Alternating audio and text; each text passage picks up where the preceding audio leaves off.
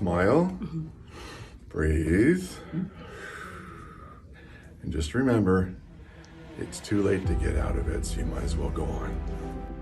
Do you ever get the feeling that people are incapable of not caring?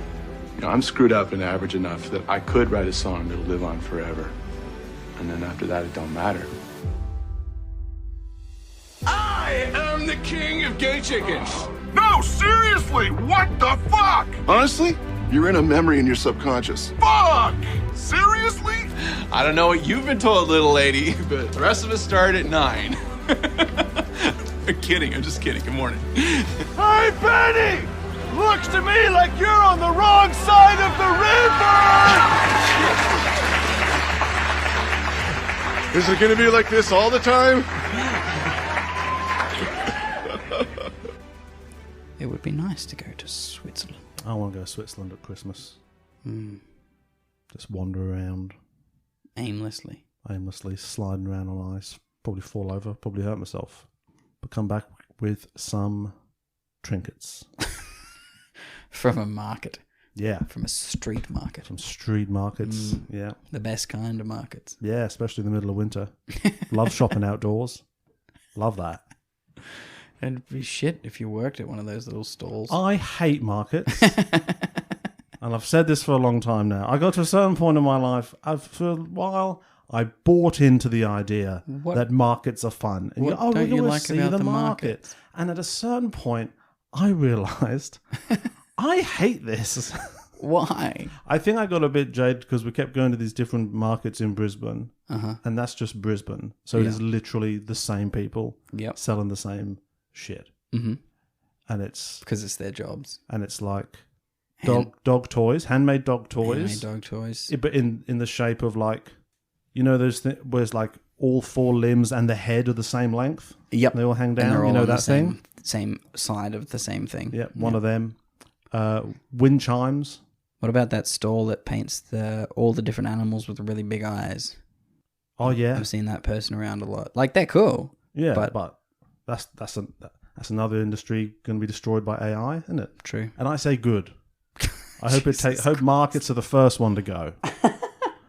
And it sucks because, you want to break up the monopoly and you buy all your groceries at a market, but then it's just so much extra effort. It is a lot of extra effort to find a good market that you can get your groceries at. Yeah.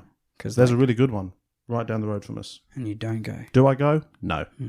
The only thing that makes me sometimes think I should go to that market is the fact that you can buy a pretty good loaf of banana bread there. Ooh. Yeah. That's cool. Could you ever finish a loaf of banana bread before it goes bad, though? A full loaf? Wouldn't even be hard. Okay, cool. I wouldn't. Because wouldn't. I struggle to finish a loaf of bread. Just regular people bread. Got to freeze half, mate. I do have to freeze half. Got to freeze half. We've got this is good content, isn't it? This is great content. Yeah. Our fridge is the little freezer on top of the fridge. Welcome back to fridge recommendations. And at the moment, the freezer is constantly full of our dog food because we buy that like in a month advance, and they from a place that makes the dog food like special for a coat and stuff. And like, it's fancy. Ashley's done a lot of research, but it fills our entire little freezer. How's that paying off for that dog? She's doing pretty good. She's got like 2 bald spots now. Right. But she's real pretty. Yeah. So you're getting that dog food more as a treatment for a situation rather than maintaining a lustrous coat. Okay. Fair enough. So the coat that she has that is lustrous, the spots of her body that are wonderfully fluffy are wonderfully fluffy. Yeah. So the lustrousness is there, but it's just a bit concentrated. Yeah. We're trying to spread that joy all over the place. Yeah. So you guys just can't really cook at home now because you've got no freezer space. I mean, we can cook, but we eat it. Although I'm sourcing a chest freezer, though. I'm very keen for that. I haven't even seen one in years. No, well, you don't need one unless you're a murderer. Well, I'm about to become a chest freezer opener. Chest freezer owner? What's in there? We'll have to wait to see on the news. Put a padlock on it purposely, so that it looks extra weird when somebody comes around. Yeah. Rig up a little speaker with muffled voice sounds. Don't worry about Every that. time you close it, just have a piece of clothing sticking out a little bit. Just some strands of hair. What's that? Nothing. That's my chest freezer. Nothing. That's just my normal locked freezer I have. That's just a little bit of roadkill I found. I'm saving it for later. Yeah. Waste not, want not. It's weird that there are people in the world. That saying used to fuck me up. Waste not, want not. Yeah, but I'm like, but if you don't want it, then just throw it away.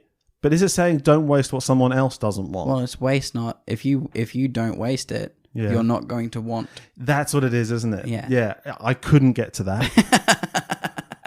I remember thinking about this. I was like, waste not, want not. Indeed. And then on my own later, hang on. But is that the first time you've actually ever said it in conversation?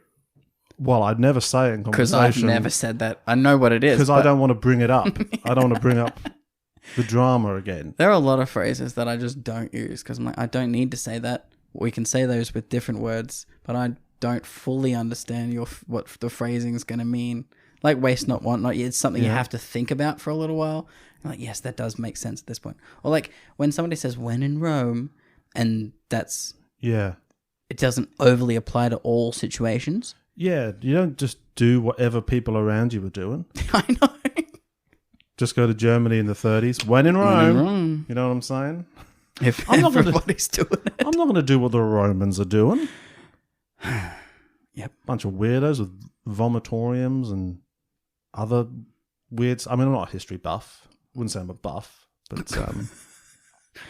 what else would Romans do? Skirts? What's another word for buff that's like less buff?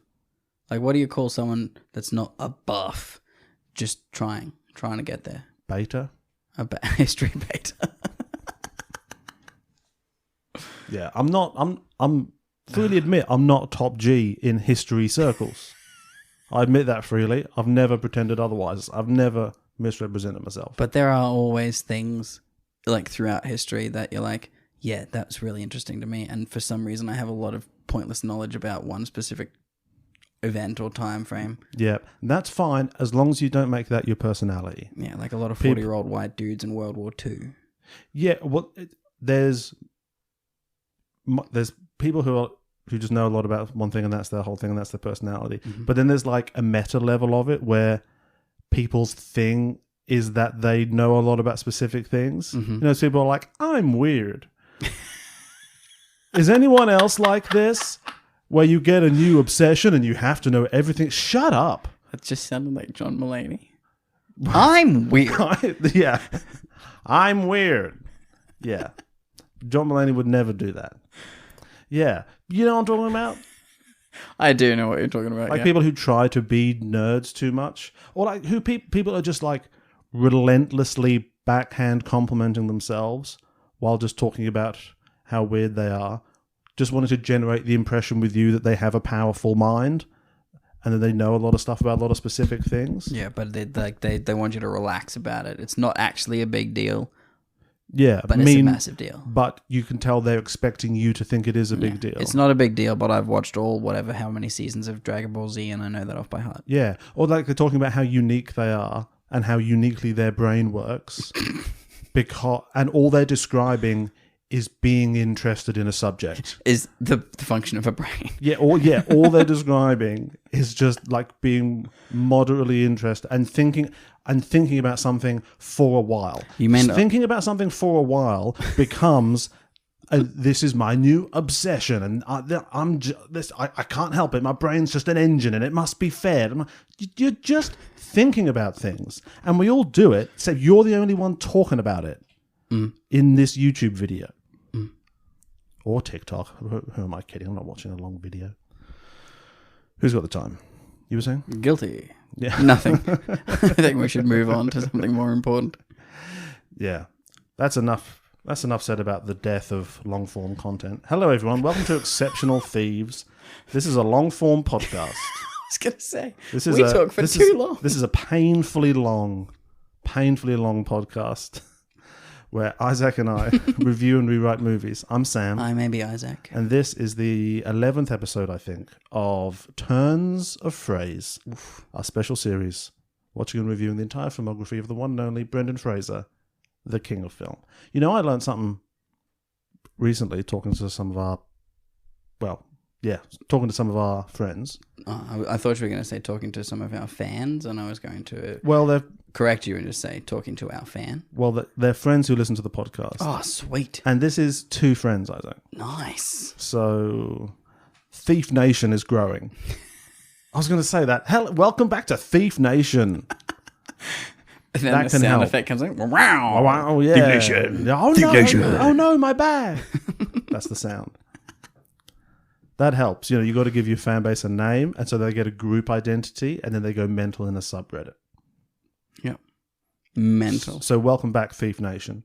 And one of the thieves that's out there roaming around said, because, you know, as is readily apparent now, we talk a load of bullshit at the start of the episode. Correct. That's their favourite bit. I don't doubt that at all. And when we're doing shit like we're doing today, frankly, and it's a movie they haven't seen, they stop listening when we start talking about the movie. They tune that bit out. They're just here for the half hour of nonsense at the start. Because the half hour, let's be honest, the half hour nonsense is Sometimes the best part. often the best part. I think Because sometimes we watch shit films and we're just unhappy about them for the entire time we talk about it. Isaac, we started this out of our mutual love of cinema, right? Obviously, as a couple of cinema files, because that's just how our brains work. We just get obsessed with films and we can't stop thinking about them. We're just those kind of kooky guys. I think we might have to confront the fact that talking about films on this podcast is really holding it back from what it might be, and the fact that we weight ourselves down with having to talk about some random film every 2 weeks is really standing in the way of Thief Nation exploding to its full capacity. Every week we should watch a film and prepare to talk about it. And then, talk for 45 minutes about other shit and then just stop and not even talk about the film. Let's maintain. This is the answer to our challenge with the fact that there's multiple other Brendan Fraser podcasts. Let's maintain the format and just stop the film bit. Same titles, same episode titles. Just say that it's about this one. And then every so often we just do like a review episode talking about the last bunch of films. Just like, in case somebody listens to the whole Wasn't thing. it crazy how we talked about those films that time? And what I'm hearing You guys weren't here for that episode. What I'm hearing is we could make that change and not many people would notice. They'd never know. No one's hearing the ranking which of the Brendans would win in a fight. Yeah, see, that should go at the start. People don't know we're doing that. A lot of people don't know because they never. And fair enough. The last part of the episode, if you listen to the bitter end, is us ranking which of all the Brendans would win in a fight, and it's my favorite bit of the whole thing. It's like a gift for the end. If you get to the end, It's the dessert. you get a gift. But we can't cut it in at the start because then it ruins the mystique. Exactly. It's There for the real could fans. be a soundbite that we put at the start saying the things that we rank at the end of each episode. I'm going to start reminding people, and so that will give them an incentive to stay to the end. Stay around. Don't scroll forwards, that's cheating. You've got to listen, and you can't mute us either.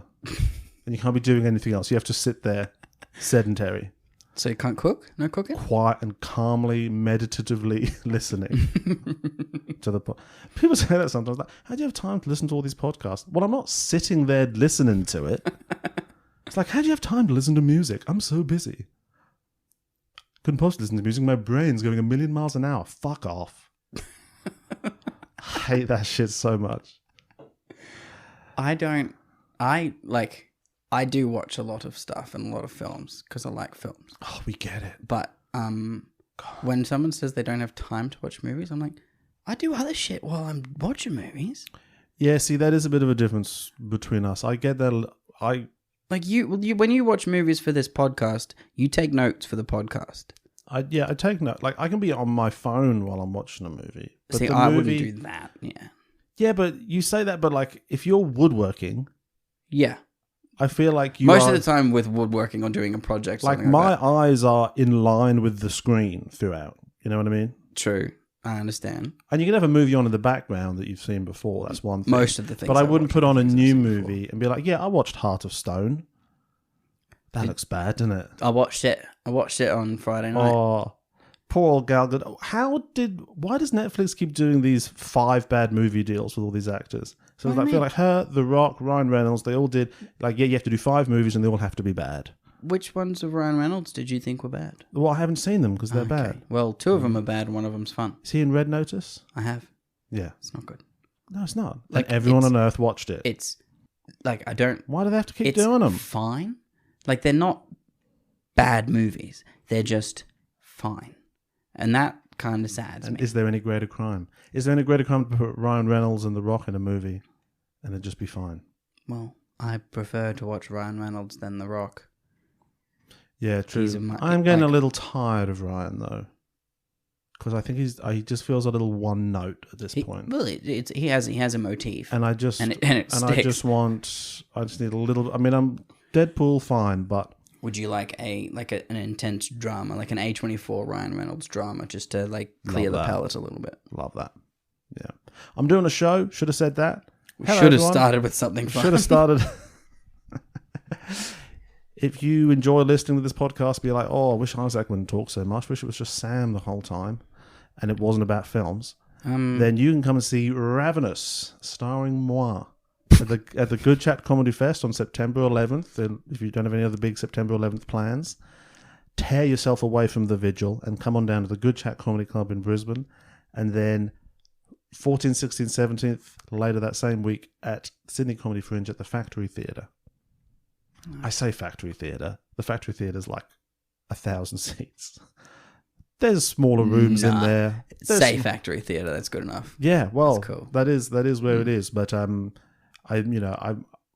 gather they're sort of putting some chairs in the cloakroom or something. It's in the lobby. Counts. It's in the lobby. Still counts. I'm going to go busk at the Sydney Opera House. So I did it there. Do people do busking but for stand-up? Or is that just like some weirdo talking on the street corner? Yeah, no, I think it's... Like, I see like people preaching on their little milk crates. Yeah. I want to see that, but for stand-up. Well, that's the thing. Stand-up on the street does just code as mental illness. Yeah, it does. Because if you just come in halfway through and someone's just standing on the talking street... about door frames. Talking about door frames and shit, and you're like, oh dear. Jesus. Well, off the meds again. Someone needs a multidisciplinary team review. Seen any good movies lately? Yes. Yeah, you have. Yeah, you fucking have. I went mate. and saw Dracula. Oh, Voyage of the Demeter. We're starting there. We are starting there. What?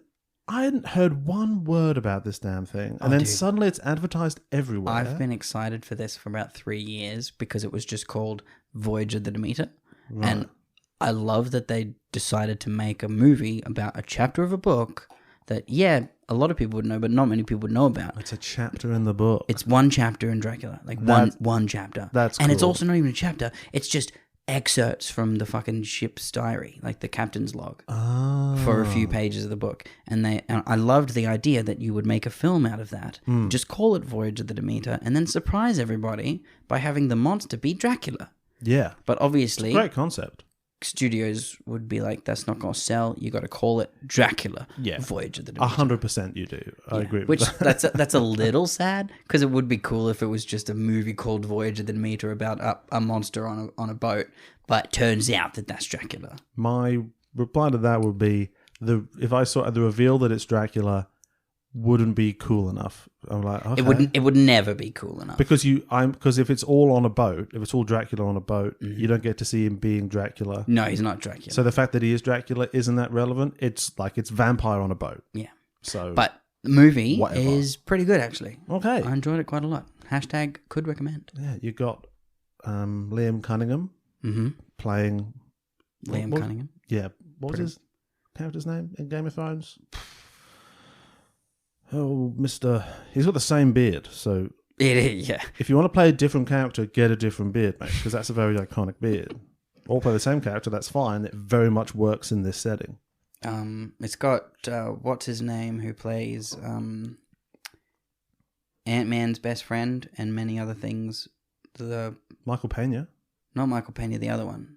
One of the other two dudes, the Russian one. Oh, the guy from Suicide Squad. Guy and from stuff. Suicide Squad. Heaps was here. I can't Who's remember his just- name, but yeah. he's in it, and it's the first time I've seen him playing someone like completely different. Like he's like a tough, grizzled like bosun's mate, and it's so cool to watch. Like he's putting on like a voice, and it's very cool. It's like, what if Skinny Guy was tough in an Adam Driver kind of way? Exactly like that. Yeah. Can recommend. Yeah. Okay. There you go. What about you, Well, I'm sick of talking about that bullshit. What about Barbenheimer? dude? We Barbenheimered. Well, I don't think you Barbenheimered. I didn't on the same day, but I've seen both of them. Doesn't count. I mean, I've seen both of them. Doesn't count. I've seen both of them. Not really, though. But You haven't seen one of them with the fire of the other one still in your heart. Which one did you see first? Oppenheimer, obviously. Okay. Oppenheimer, 10:30. Get a bagel. Back in the evening for Barbie. And man, the level of energy around Barbie is insane. It's crazy how much positive and also, for some reason, stupid negative energy is coming out of Barbie. I guess I think it's a quite unique cultural moment. Like It is. I can't think of any other toy or like IP, I guess, like it that could really that is as simple and iconic a thing that could generate this level of interest and energy. Yeah. At this point, because everything else that's been such like a phenomenon has had either 60 years of comic books behind it, and therefore it has a fan base, therefore it can launch a fan base, or Star Wars was made in the 70s and now Star Wars is happening again. Oh my god, this is amazing. Like anything that's a phenomenon has something backing it. But this is just a Barbie movie about dolls. Barbie's one of the few things out there, I guess, that you would hear it and you're like, oh yeah, it's crazy they haven't made a movie about that yet. Yeah. Crazy there wasn't a Barbie there are a movie. lot of Barbie movies, but they're all animated. No, there's not. I want to say no, there's not. But there Isaac. are there. No, There are there's there. not. You No, ain't there's seen not. Barbie in Swan Lake. You ain't seen What? Barbie. In Swan Lake? Yeah, Barbie does Swan Lake in one of the movies. Then there was a Nutcracker. They did like all of the old ballets, but starring Barbie. Animated.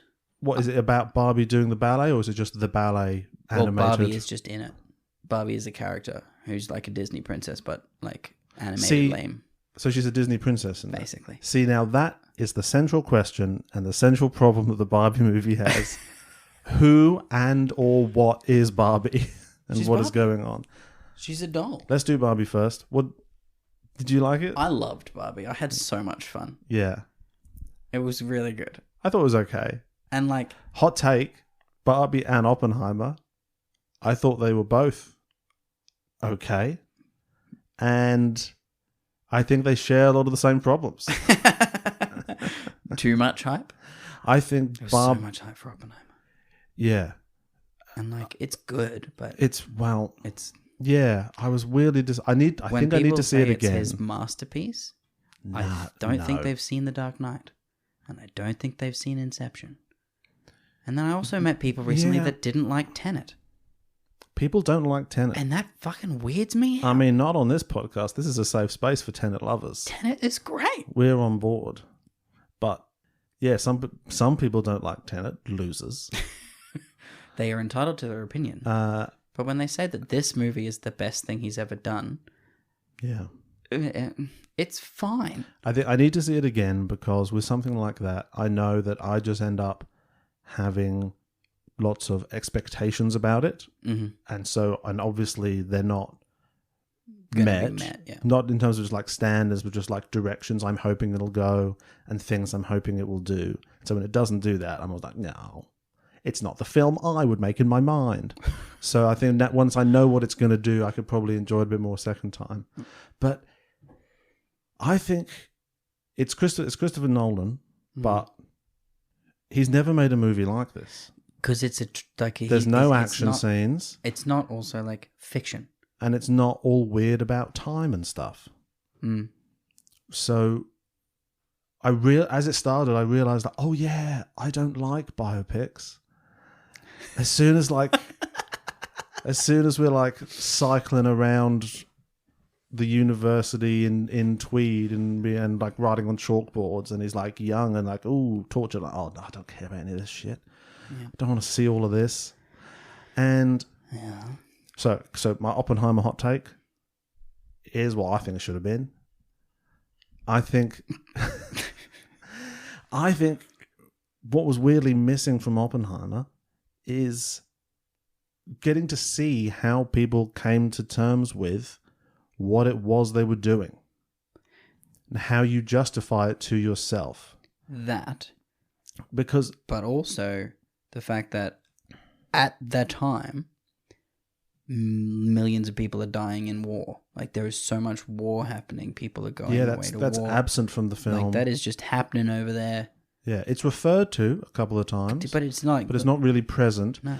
And because, like, Oppenheimer is all about physics and having weird visions of physics and stuff. Yeah. That's a long way from making a bomb. And there's no real decision point where like someone calls it a bomb for the first time. There is a point when he's in the lab with what's his name? The dude who did the other podcast about Josh Hartnett. Where he's in the lab with him. Great to see him close. back. As soon as it's realized, like, well, logically we build a bomb out of this, and like it's stated. But then it's just okay. We're doing and it's just thrown away. Yeah. And there's no point where anyone wrestles with how destructive this is really going to be, what its real world consequences are going to be. Well, in dialogue, there's just lots of little moments that I the felt justification is just that because if we don't do it, the Nazis are going to do it instead. Yeah, so there's no real internal conflict. And he seems kind of sad about it afterwards and is kind of stressed and the walls are shaking. I'm like, yeah, but my dude, did you not think about this at all beforehand? And maybe he didn't, but make that explicit in the text as well. Like, fuck, I never even thought about how I was going to kill 1 million people with all of this. Or make it more... Like, I know he ends up there. More obvious that it could have been like, hey, I've made this, use it as a deterrent. And like, if his point of view is completely in the realm of, it is now a deterrent, it will stop them from making their own because we could use ours. Like... Yeah, it'll end the war. We've shown them evidence that we can blow up part of our own country. And then just have the scene where he realizes that's not going to be the case. Instead, he's sitting in that room with all of the military and politicians while they're choosing which cities they're going to bomb. And he's just kind of like, yeah, well, okay. I mean, whatever you guys think, you know. So he's weirdly lacking in conflict for a lot of it. He's just doing like weird Cillian Murphy eyes. I'm not really sure. I mean, they're great Cillian Murphy eyes. Yeah, obviously. I mean, you know, and he's a magnetic actor. Everyone acting in it is great, but just I don't know. And like when they're taking the bombs out to send them off, and they put them on the truck, that should be like a terrifying moment. Like you're moving it. It should be. You're carrying the atom bomb, but it just sort of happens, and then the trucks bounce away down the dirt road, and it's just like, yep, there they go. Like, I want a scene where someone tells Oppenheimer how many people died and just see that land on him. Not just come to get to a point where obviously he knows. Yeah, he says it in that big meeting at the end at one point. So he found out at some point, but we didn't see that. So just these decision points that I thought were going to be the interesting part of it. And also, I wanted more technical details about what they're actually doing. But then you'd be able to do it yourself. True. You can't put that in the film. I want to make a film about that, actually. How you can't put that in the film, otherwise someone's going to make it. No, there was a guy, I can't remember his real name, I had it somewhere.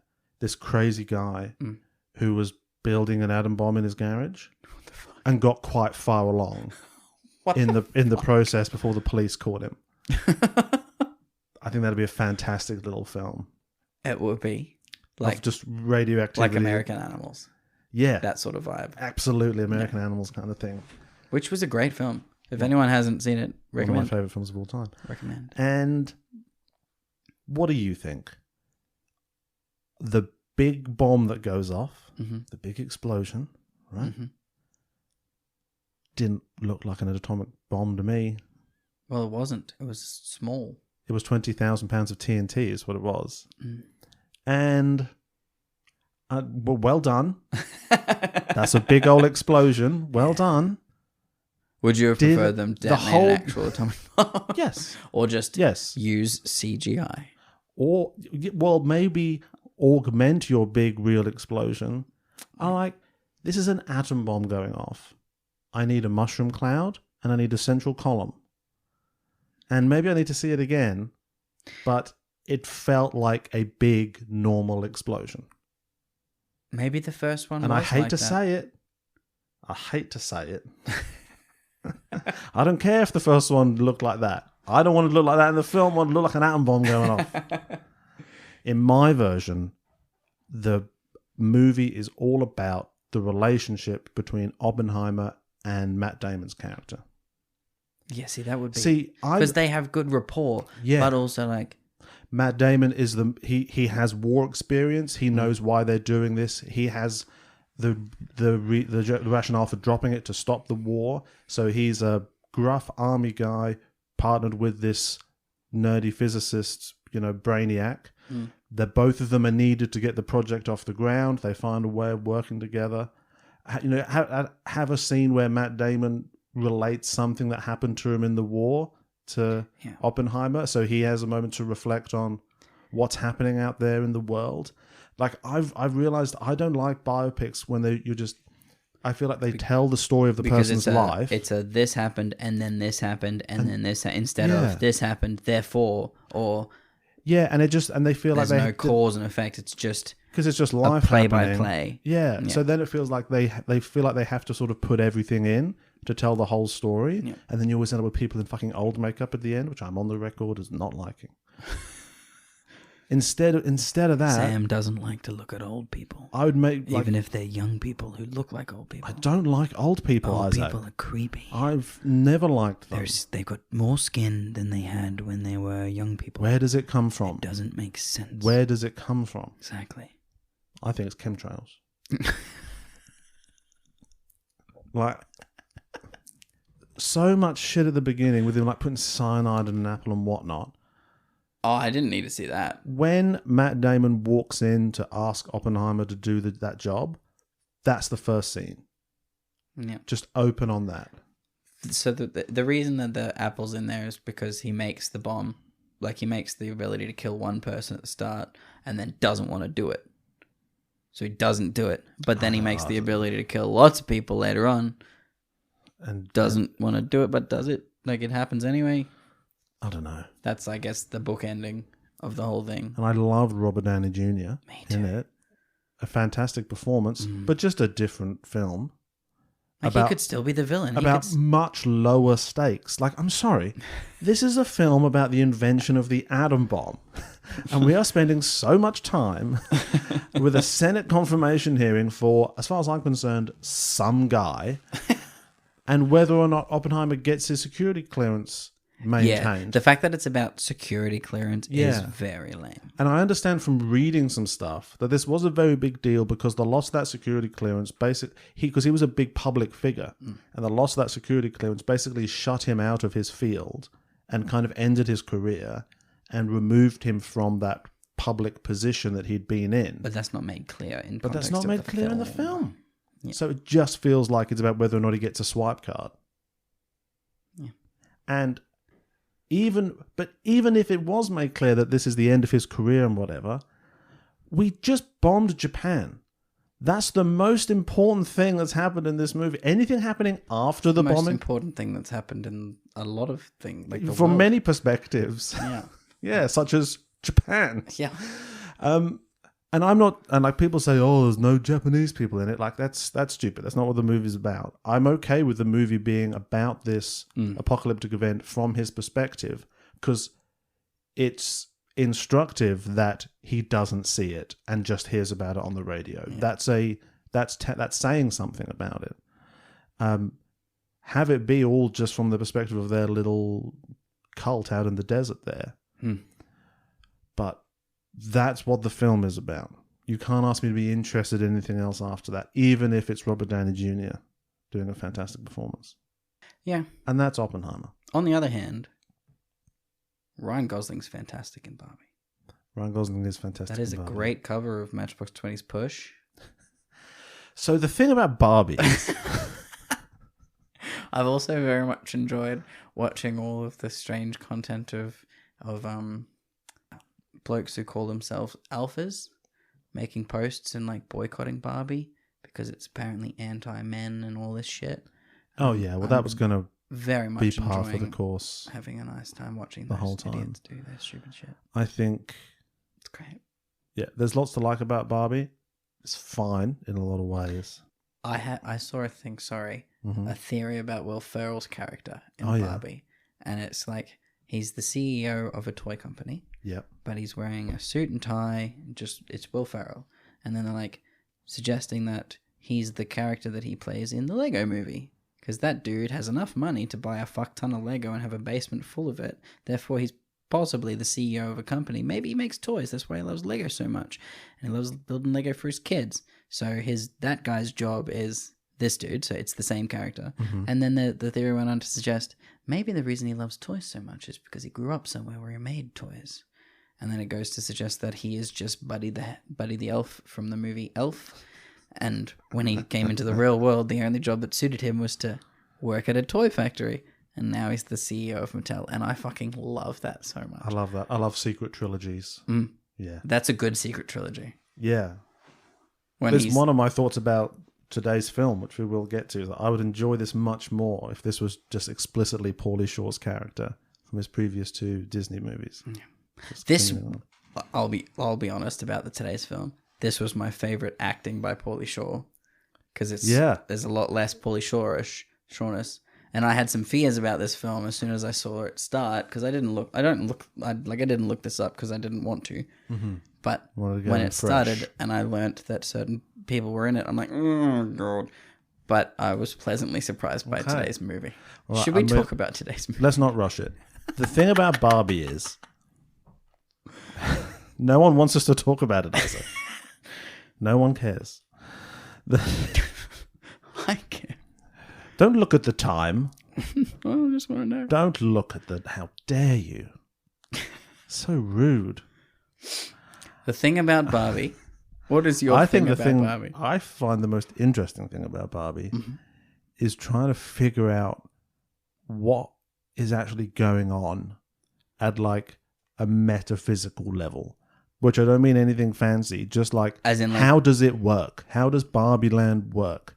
Because I think it was a mistake to make what the Barbies do and say and feel be tethered to us their style people. To their person Playing above ground that's playing with them. Yeah. Because that doesn't seem to translate over to the Kens. No. Sometimes they're doing stuff on their own. Sometimes it's like they get echoes of what the player is doing with them.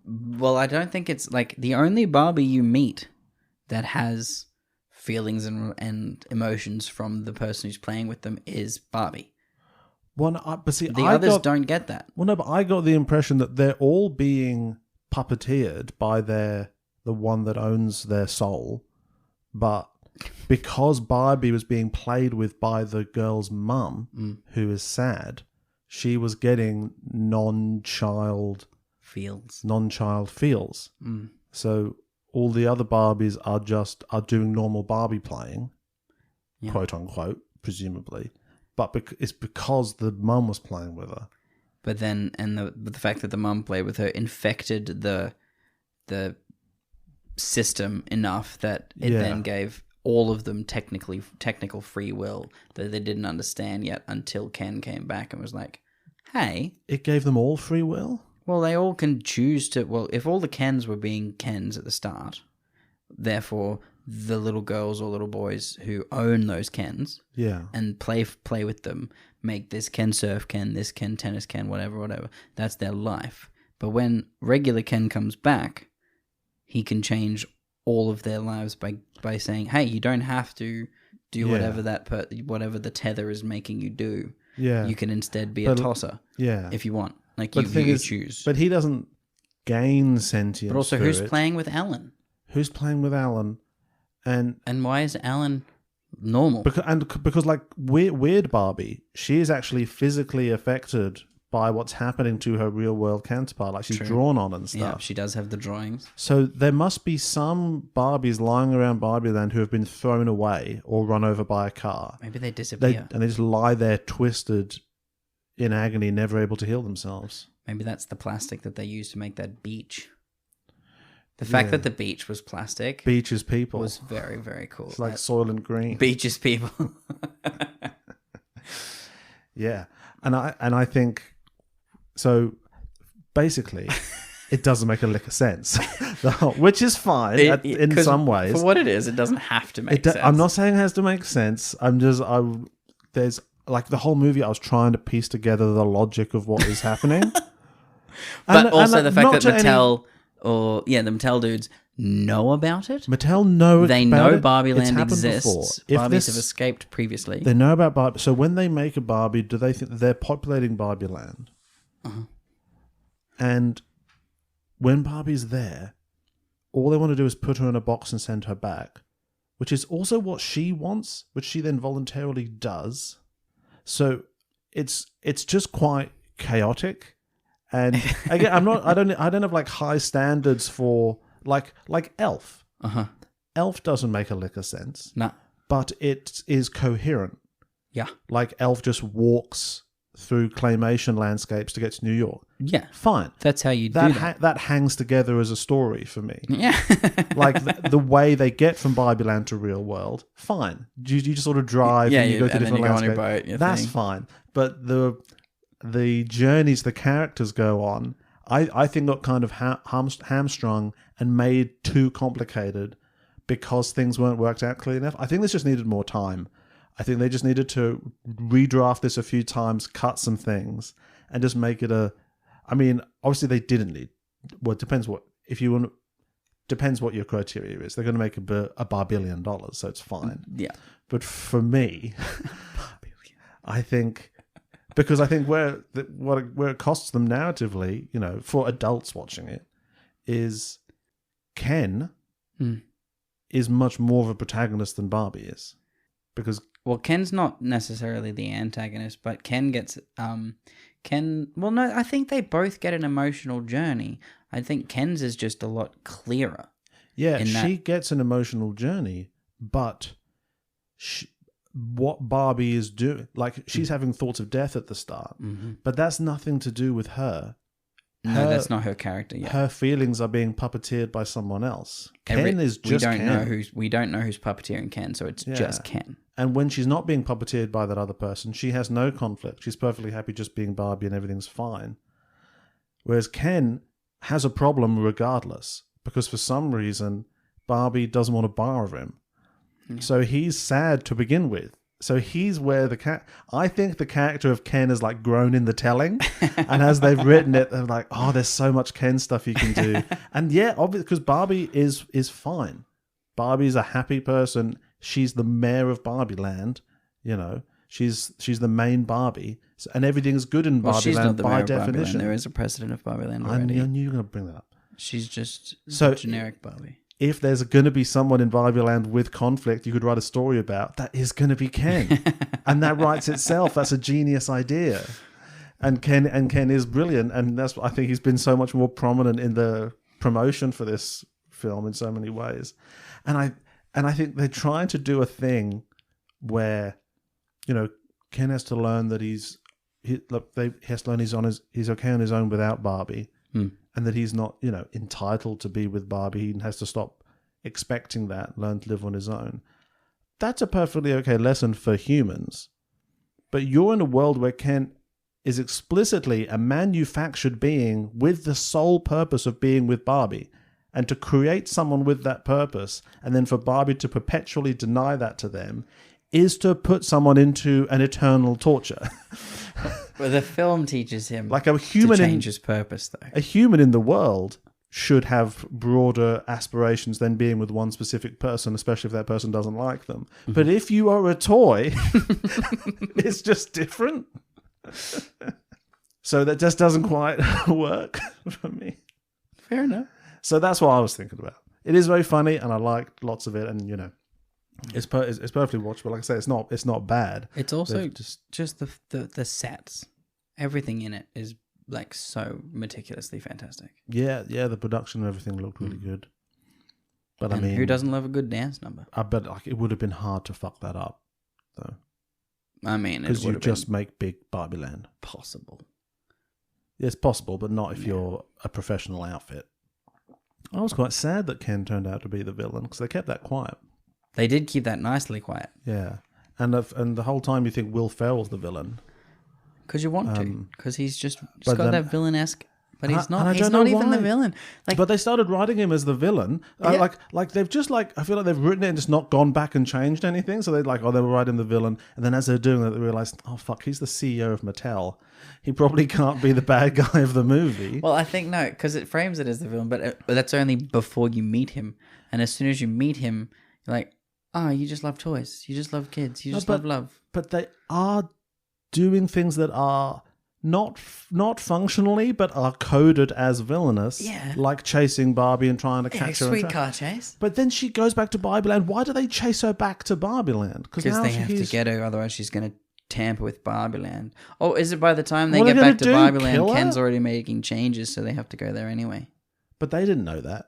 Did they Barbie not? doesn't know that till Well, they she get gets phone there. calls about the Ken's Casa something or other. Mojo Dojo. Mojo Dojo Casa House. Yeah. Lots of fun.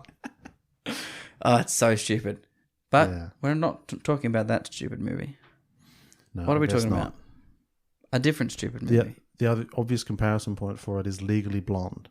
So I was listening to a podcast where they said that, in their opinion, Legally Blonde is kind of a better Barbie movie than Barbie. Because it's I think about there's a something to specific that. Barbie.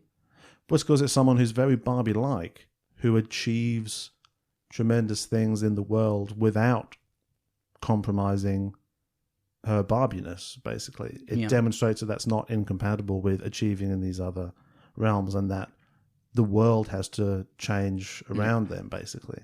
Yeah, I Whereas think this the film's version this film is just chaos. it is very And it's chaotic. funny and I enjoy it, but it's just mental as a product. We saw it on Saturday night. I have to say this as well. Oh, was it full? It was almost full. People everywhere. I felt bad. Emma and I were like the only people there not wearing pink. Everyone. Dude. People yelling at the screen at the start died down.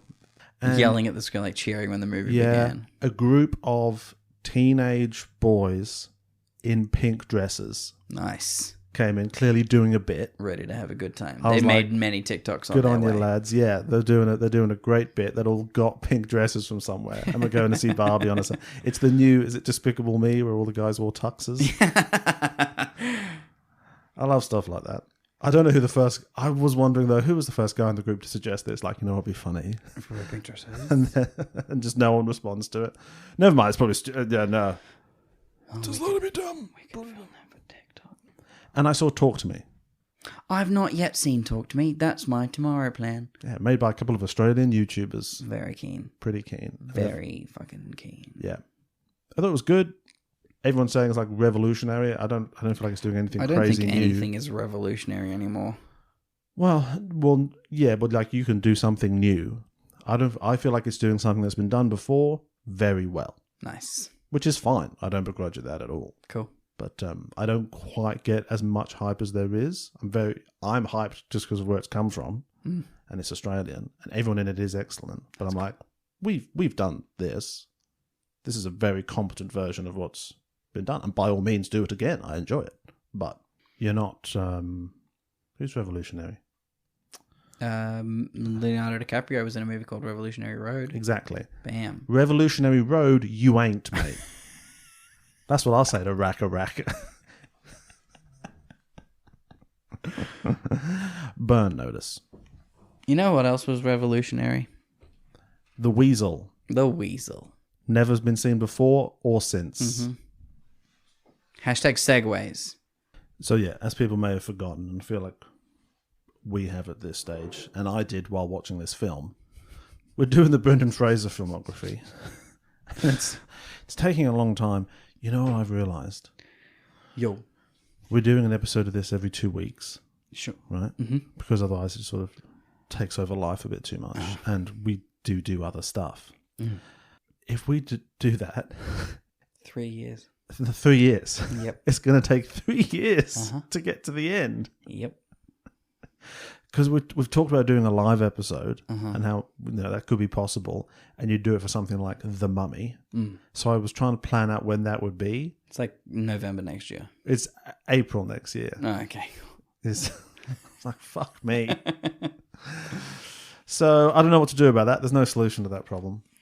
In the meantime, we've got to finish talking about Pauly Shore. We're finishing our Pauly Shore trilogy today, as he finished his trilogy of Disney movies with In the Army Now. Honestly, thank fuck.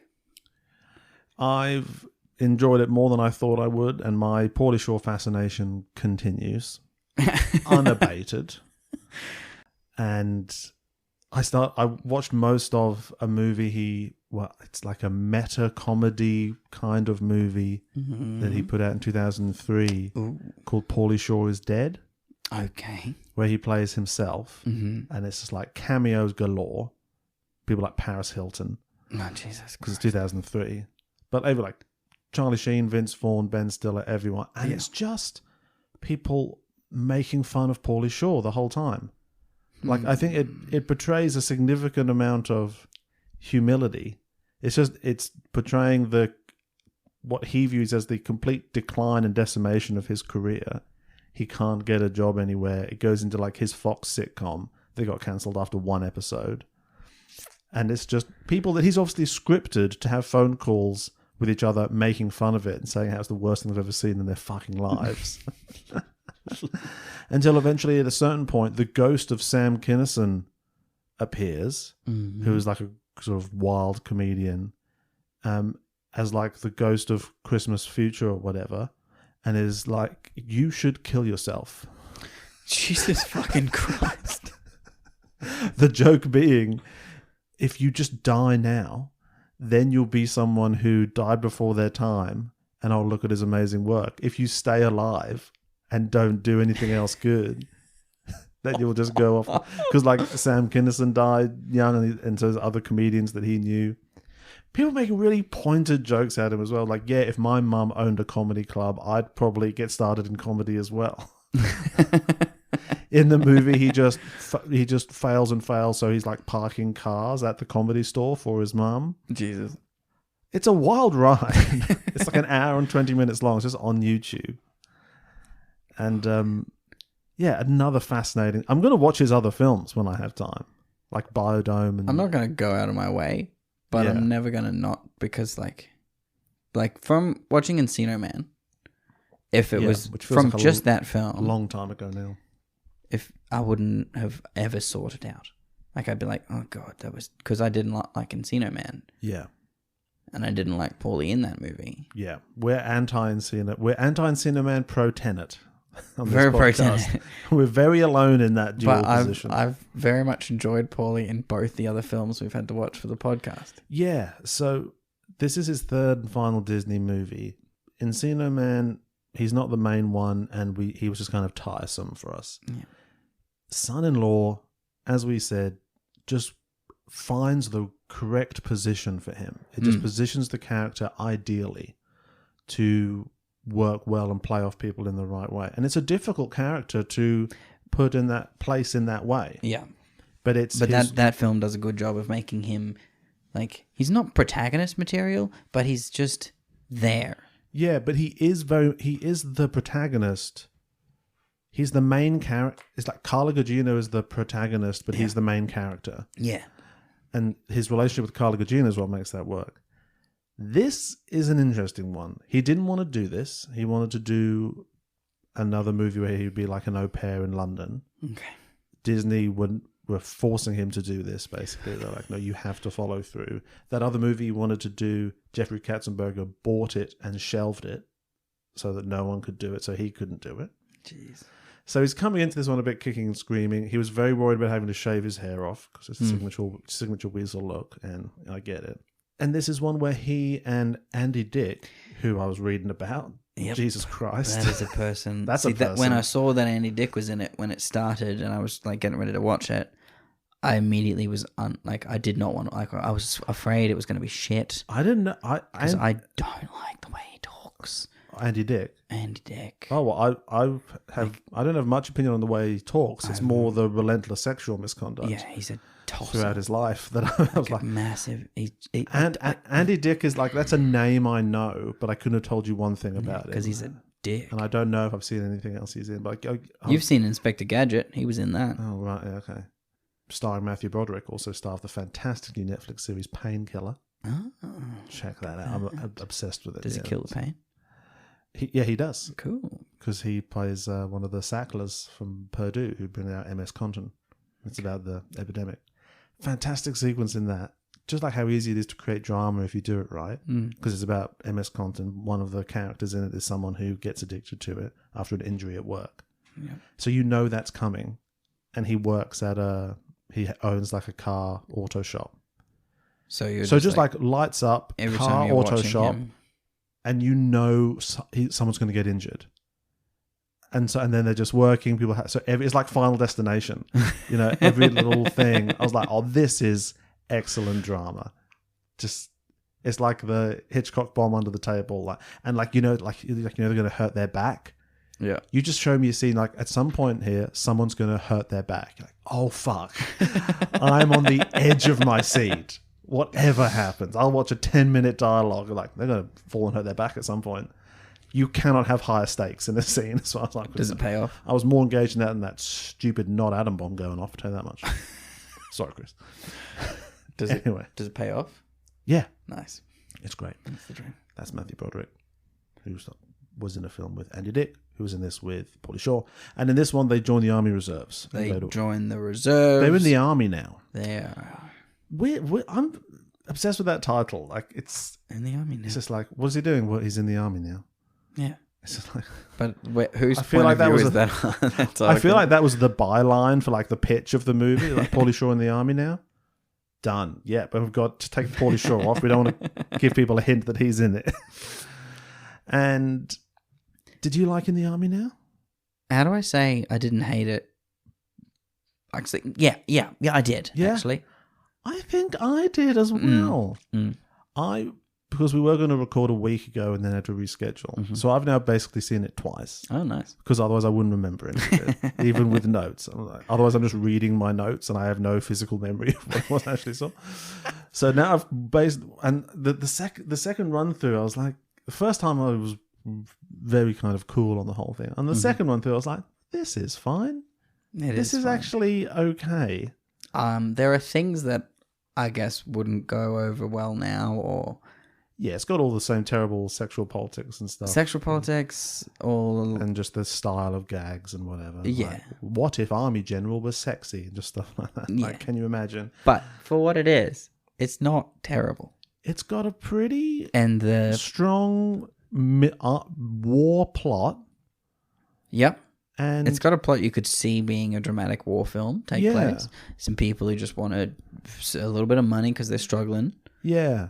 can join up, get drafted, like get basically brought in to this conflict, terrified. Yeah. The only thing, there's a couple of things written about this relatively recently, arguing that this is one of the more realistic depictions of the army in movies. One of their main points being people just join up for money. Yeah. And they are not interested in whatever it is that the army is doing for any sort of, value-based reason. Yeah. As I was watching it, I was like, this had military funding, right? Because there are some really impressive explosions. Oh, at the end. And like the it's war huge. sequences, I'm like, this is fucking epic. This looks great. The army did this for you. Because the whole thing plays very well as just an ad for being in the army. Like, it's pretty great. Like, yeah. Like, That, because it shows off the fact that you don't have to be a soldier no. to be in the army. And you don't have to be a soldier. Well, you don't have to be You don't have to be explicitly a grunt. a combatant Yeah. in order to achieve glory Yes. as well. The glory.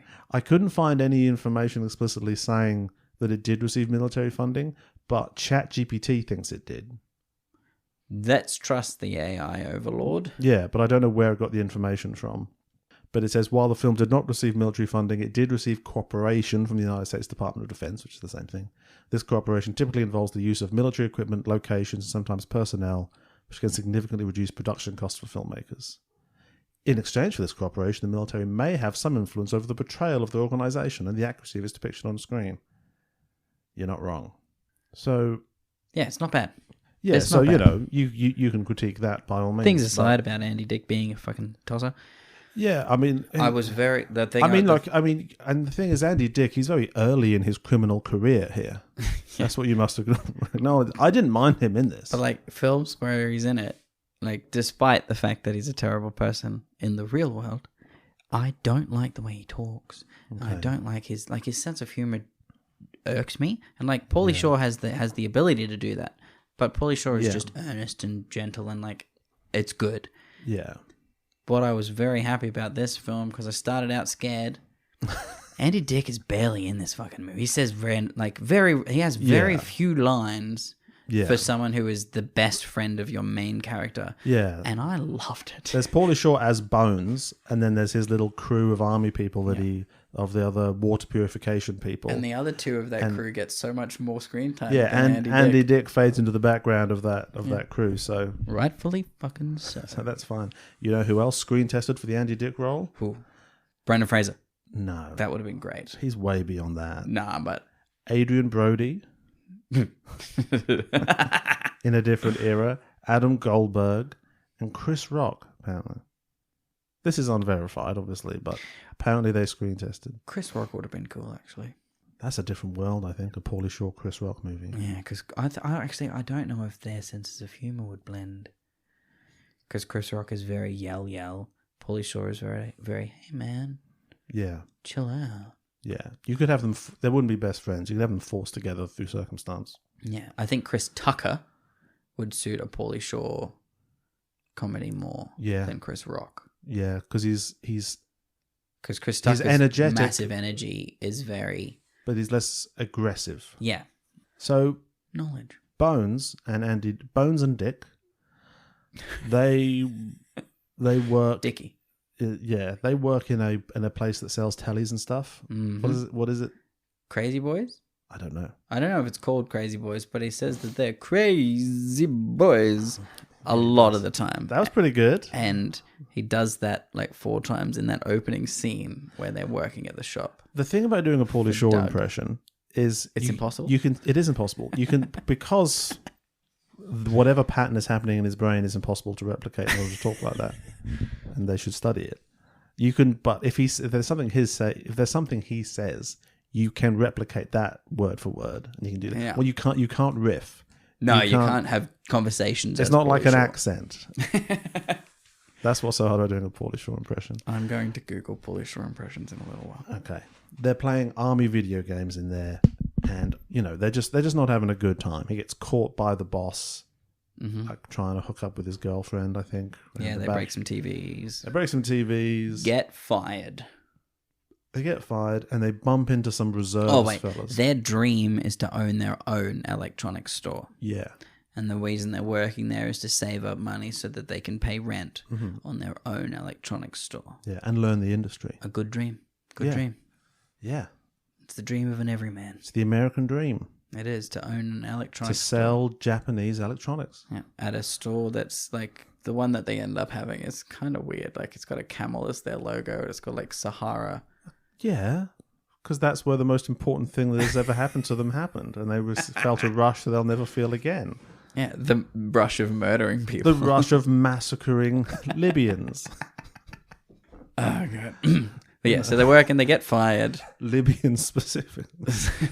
It's made very explicit in the film. Yeah, the bad guys are the Libyans. I would never have... Like Back to the Future. I didn't expect Pauly Shore. The Libyans!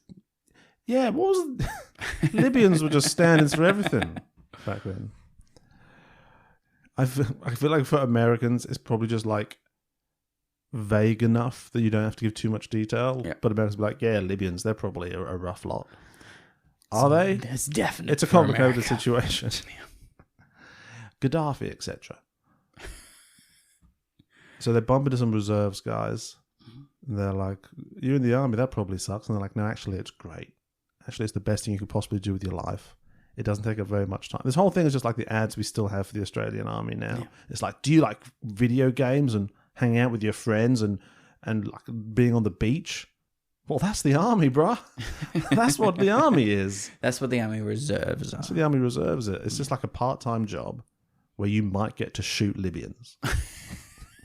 What more could a guy want? What other part-time job can offer that? It's a guaranteed job for 8 years. You get $2,500 just for signing up. So they think Bones thinks this is the best idea in the world. Andy Dick's on the fence. They choose to join the water purification team. Yeah. Because they think that won't get us into combat. Yeah. We're just going to be regular dudes. Yeah, and also they don't think there is any war, you know. Yeah, there's also no wars happening at the moment. Yeah, which, you know, not in retrospect, 1994 was a pretty good time if you were going to join the army in America. Sweet time to join. And then get those 8 years and then straight out again. Yeah, but you served. You would have timed that perfectly. Oh man. Sorry, America. This is okay, what I'm going to say now isn't funny. Okay. Okay? This isn't funny. Should I not laugh at it then? Don't laugh at this. Okay, cool. But they join the water purification unit because then they'll be safe. This was only a few years after the first Gulf War. During that war, a water purification unit from the reserves suffered the highest casualty rate of any American unit during the war when a Scud missile struck their barracks, resulting in an 81% casualty rate. Jesus fucking what?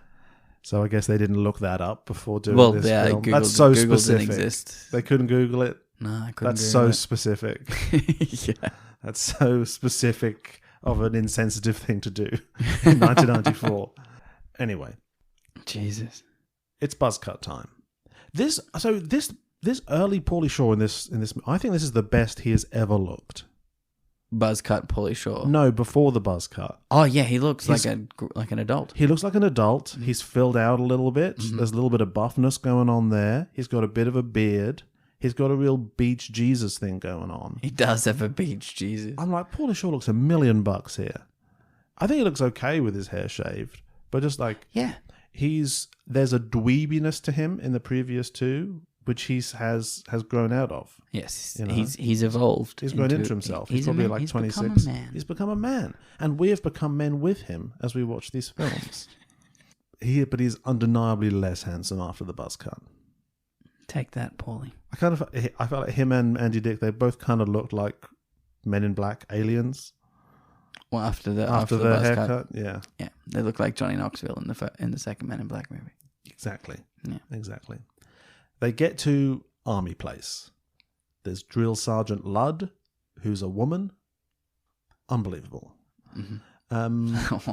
So progressive. So progressive. He's very bad at some of the. I'm not laughing, but these jokes are okay. Like, give me 20, and he gets his wallet out and stuff like that. There are little bits like that where it's cool. I'm like, I guess that's fine.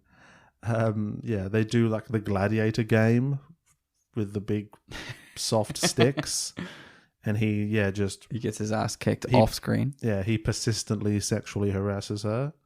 Throws the pin and drops the grenade. Yeah. Pretty funny.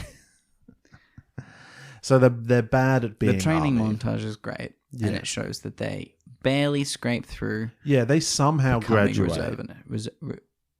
Reservists? Reservists. Yeah. But I mean, and that's probably realistic as well, because I can't believe the US military standard is that high, given the quotas they have to fill. Yep. That's not a comment on the proficiency of our troops. No, but the US troops. And I call them our troops because we have a lot of US Army bases here. Are we in NATO? No. Are we? North Atlantic Trade. Yeah, good point. Yeah. Good point. I mean, we could be, but we're not really local. There was some more beta activity there in terms of our knowledge. And so then we meet his other crew members. We meet Christine Jones, who's another woman. She's scrappy. She wants to be in the infantry, but they don't let women in. Then we meet Fred Ostroff, played by David Alan Grier, who clearly just another caliber of performer. Like, as soon as he came on screen, this guy's like won Tony Awards and stuff. Yeah. The second, I'm like, oh, look, an actor. Oh, wow. Why was he free for these 3 weeks? Look at all the energy and charisma that is suddenly on screen that I didn't realize we were lacking. They learn how to purify water. The boss is impressed. He said, "That's the best damn glass of purified water I've ever had." The water that's a good plot device. It's a great plot device because it gets you into where you need to be. Like it's a necessary part of. It's clear. It's easy to understand. It's obviously essential. We don't need to know how they do it. We just need to know that these are the guys who are needed to do that. Yeah, and a way to have people be not non-combatant military people in a military setting. Mm-hmm. That's a good idea. They graduate. They're having the best time of their lives. There's a house party. He's got his girlfriend there. She's excited because he's buff, and they do weird stuff on the bed. He is still persistently weird in sexual situations. But I think we should also acknowledge that in this film, Pauly Shore has multiple consenting adult relationships with women who are into him, and they're relatively normal. Yep, that's good. It's quite great. Actually. That shows character growth from his previous films, you know.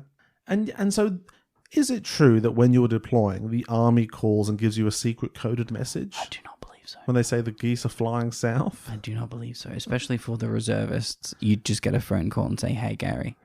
Yeah, you got to come into the barracks.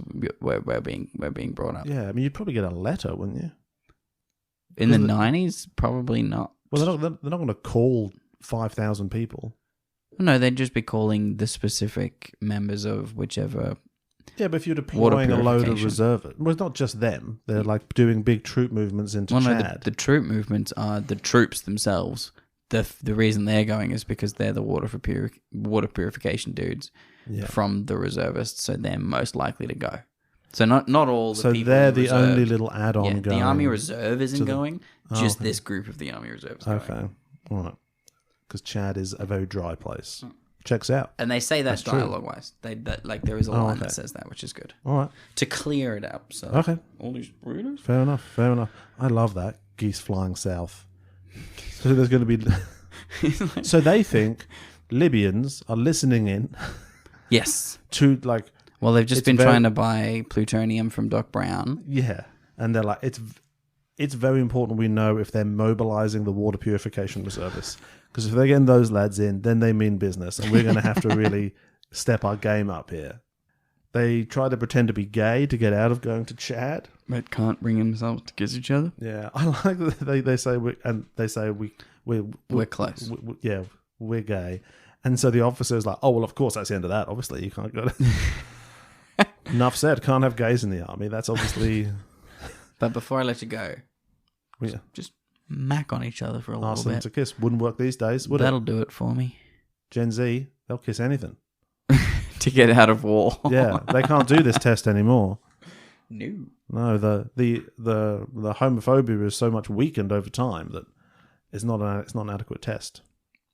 You'd have to go much further. So then we cut. I guess.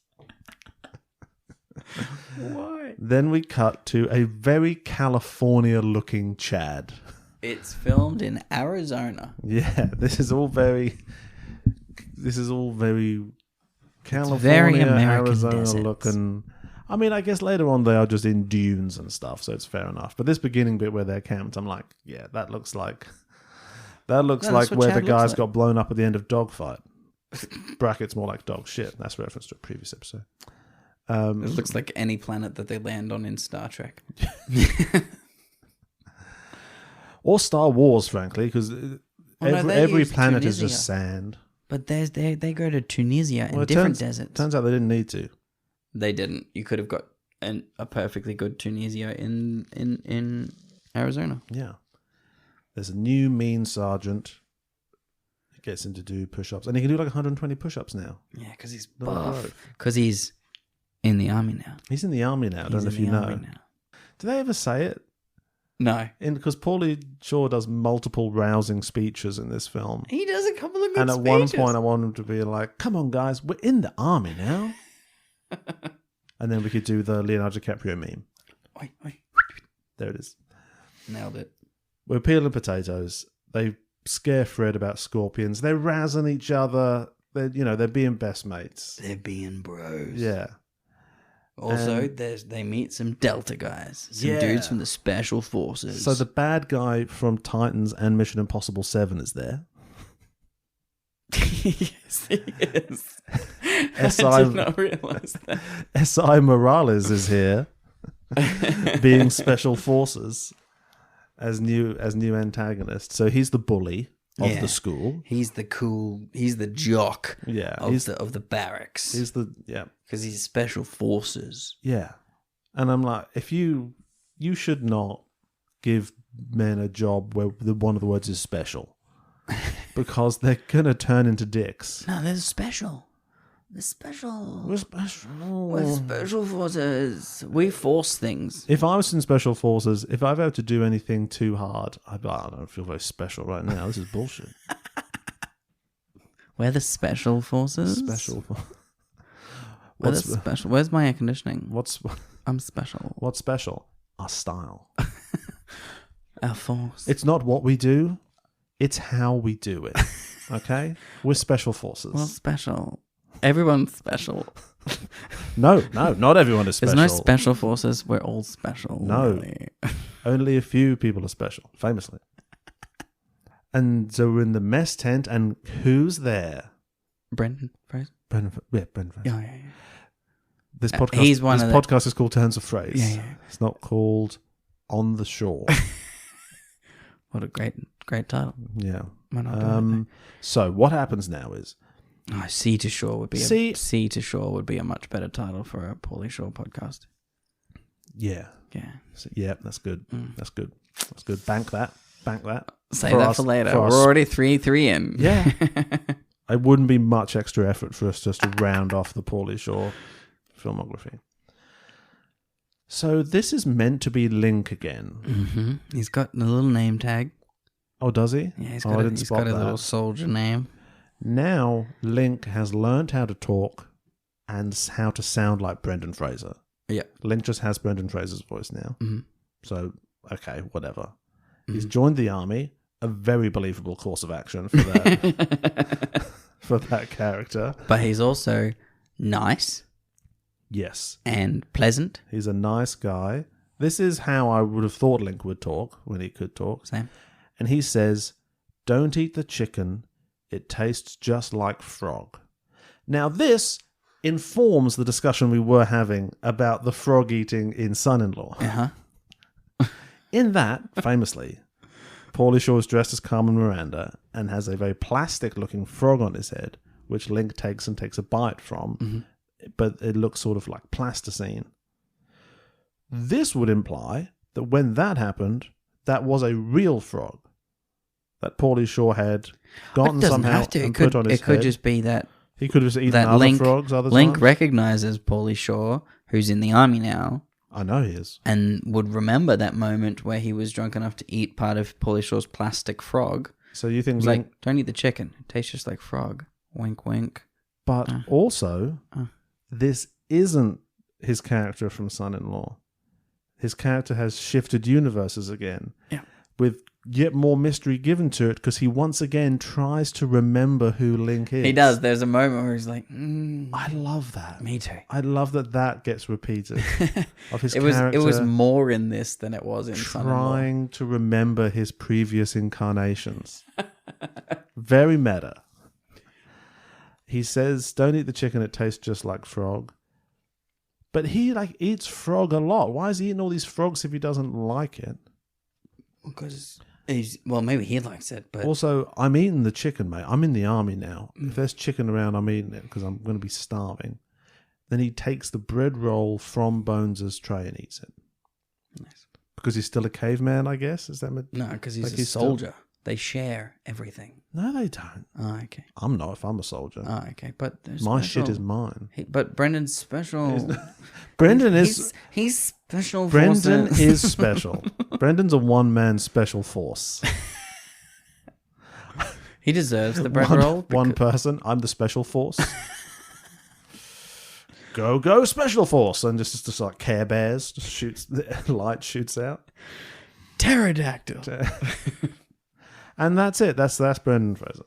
His presence in this movie, to me, that speaks to a persistent and genuine friendship between him and Pauly Shore. Yes, it does. Because there's no reason to do this.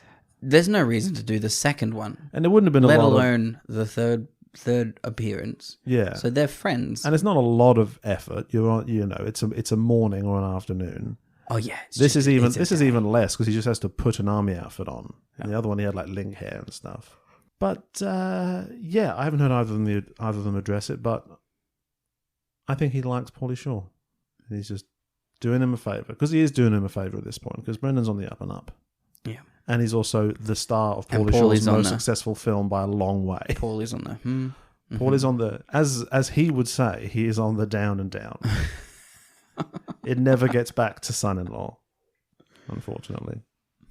Like the one after this is, this movie had, and I quote, almost universally negative reviews. It holds a 6% approval on Rotten Tomatoes. It made $28 million though. Yeah.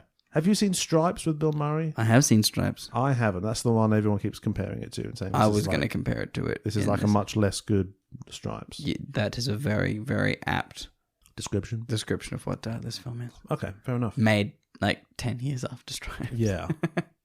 Yeah. Stripes walked so this could fall over. Yeah. Stripes walked so in the army now could use crutches. I have to watch Stripes tonight. Okay. Damn. You're going to sit and watch it, or you're going to be learning how to juggle? No, I'm making props for a show at the moment, so I'll be making those while I watch Stripes. Okay. What kind of props? I'm making a oversized wrench, a candlestick. Is it comedy sized? It's not comedy sized, it's just large enough to be seen as a wrench from the Origins. Oh, but these are all the murder tools for Cluedo. Ah, yeah. And I'm going to make them just a little bit bigger than they need to be. Yeah. Hard to make lead piping look dramatic. It's going to be a piece of PVC that's painted. Thin. That's it, pretty little much. Thin stick. Candlestick, you can go mental. Fuck yeah. Do a face like Lumiere. Nah, it's just a one stick. It's not a proper candelabra. Oh, you got a trident. You could, but it's got to be just one. It's got to be a bat. This is the theatre. Yeah. It's got to just be a bat. Nah, you got the three. No, it's just got to be a bat. It's got to be a bat. The base is where the weight of it is. You swing the base into the head. It's got to be a bat. I think there's much more fun versions of Cluedo you could do with much more fun weapons, don't you think?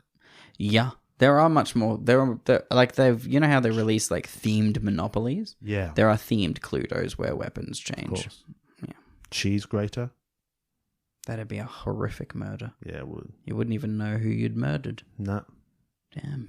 Yeah, the whole game is just trying to identify the body. That's a different game. It's called Operation.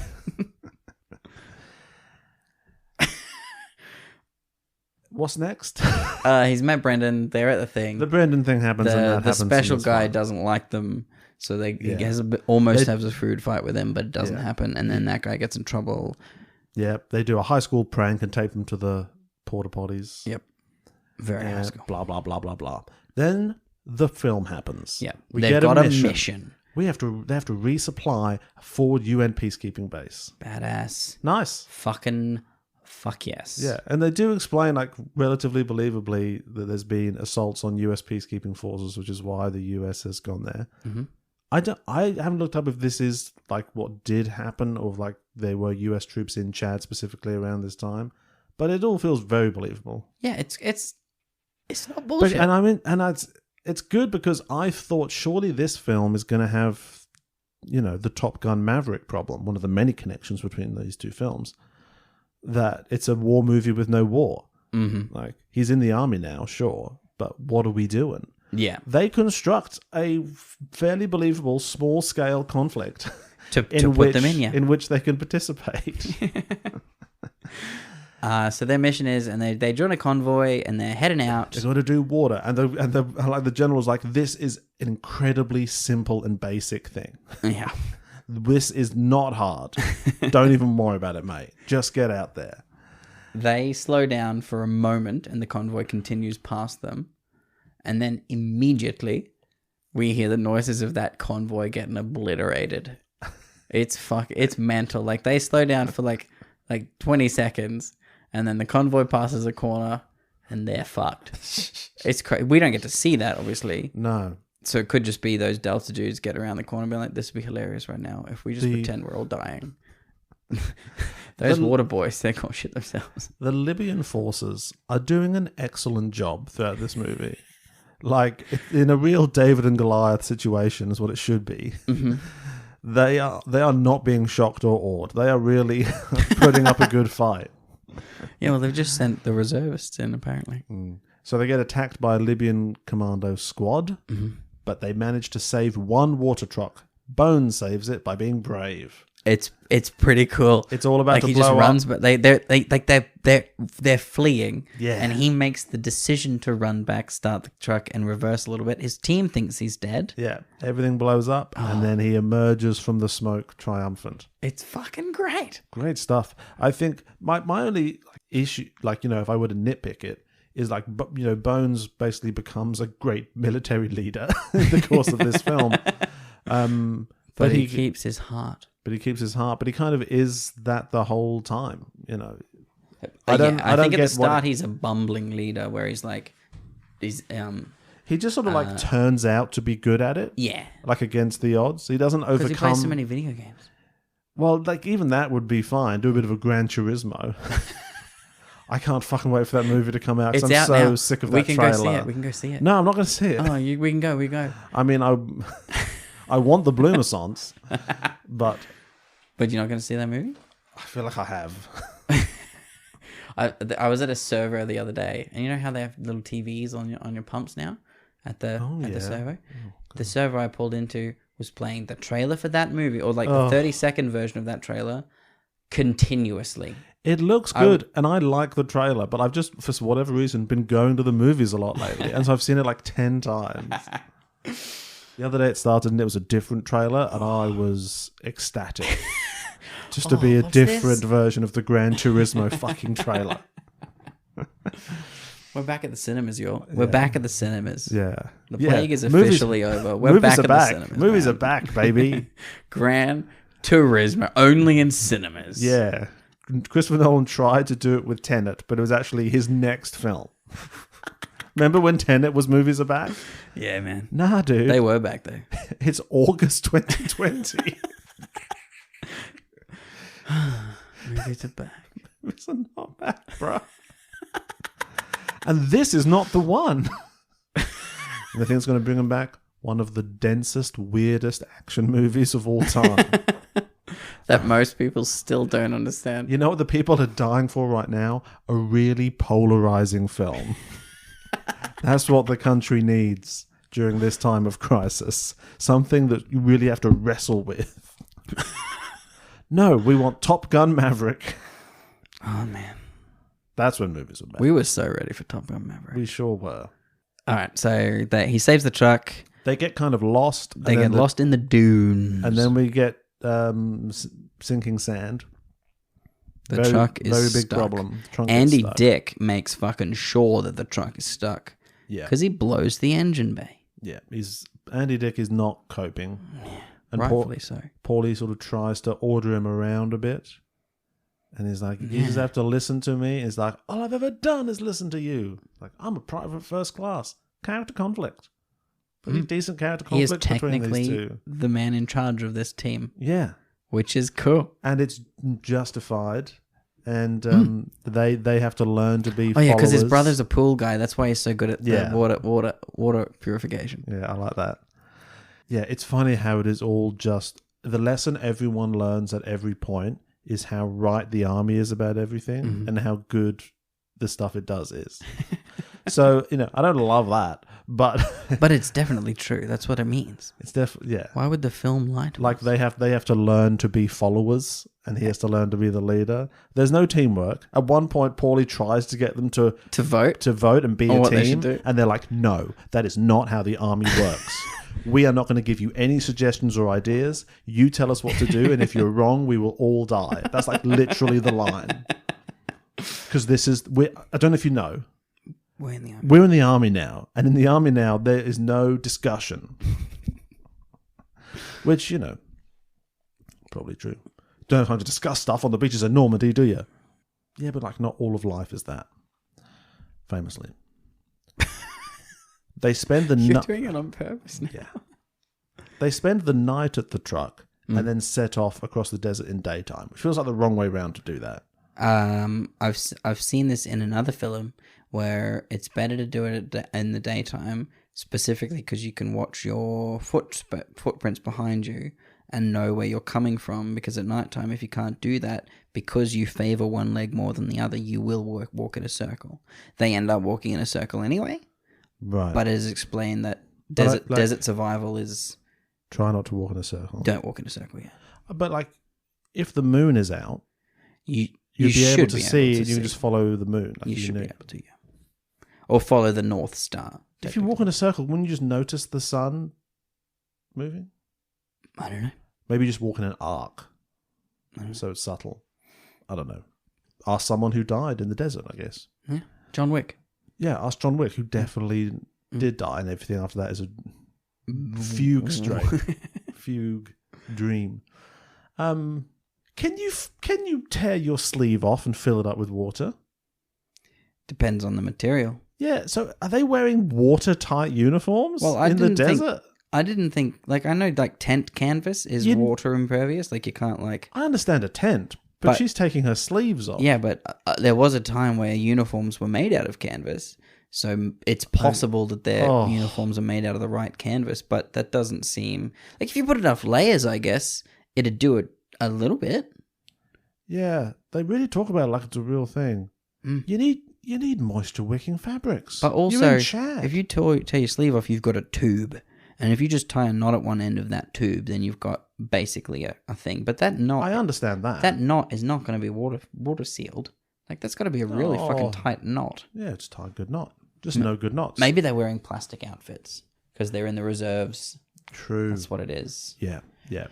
It's actually just a big poncho with camouflage painted on it. They're all just wearing jeans. just board shorts and thongs. We're in the army now. Just jeans and runners.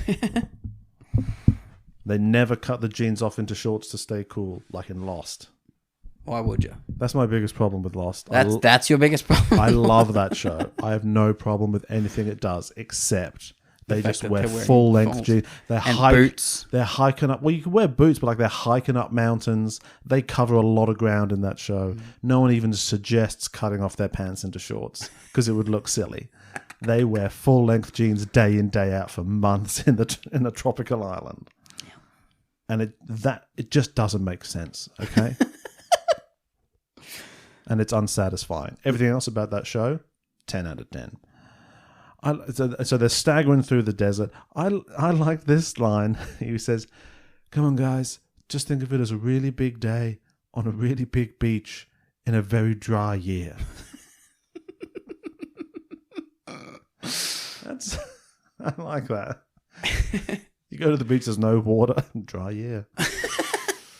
Man, that's a big beach. It's a dry year. Andy Dick sees a mirage, strips naked, rolls around in the sand for a little bit. An unfortunate portent of things to come for Mr. Dick, the unfortunately named. There's a snake appears. Bones is brave. Oh, so Bones gives another little pep talk then. So speech number 2 gets. Oh yeah, they find an oasis. Stick off the ground. Yeah, there's a snake. Bones is brave. Shoots the snake. They try and cook it. The shooting reveals an oasis. Whatever. Energy is developing between him and Christine. Turns out they genuinely do just like each other and bond over their love of adventure. Libyans capture them. Just as they're like, we're saved. Like, they're at a place where they found some civilization. They're like, oh my God, this is amazing. We did it. Captured. I like that the Libyan commander says, "You are the reservists from Glendale, California, correct?" That's like 500 kilometers in that direction where you filmed the other scenes, right? I know, because I was listening in onto the geese fly south situation. And then... You're not going to guess who else has been captured.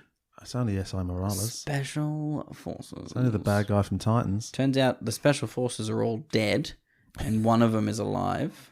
So all the specialness comes to him. He's now super special. There can be only one. Yeah, he killed them all. He's the Highlander.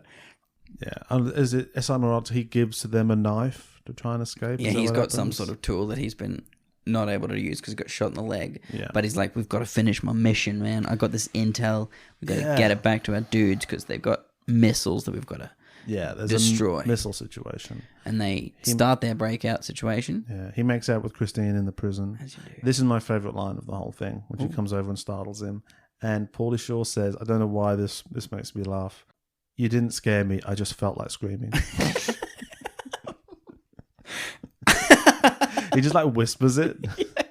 You didn't scare me, I just felt like screaming. That's such a great thing to say. Like if someone startles you, like when someone jumps out, you didn't scare me. I just felt like screaming.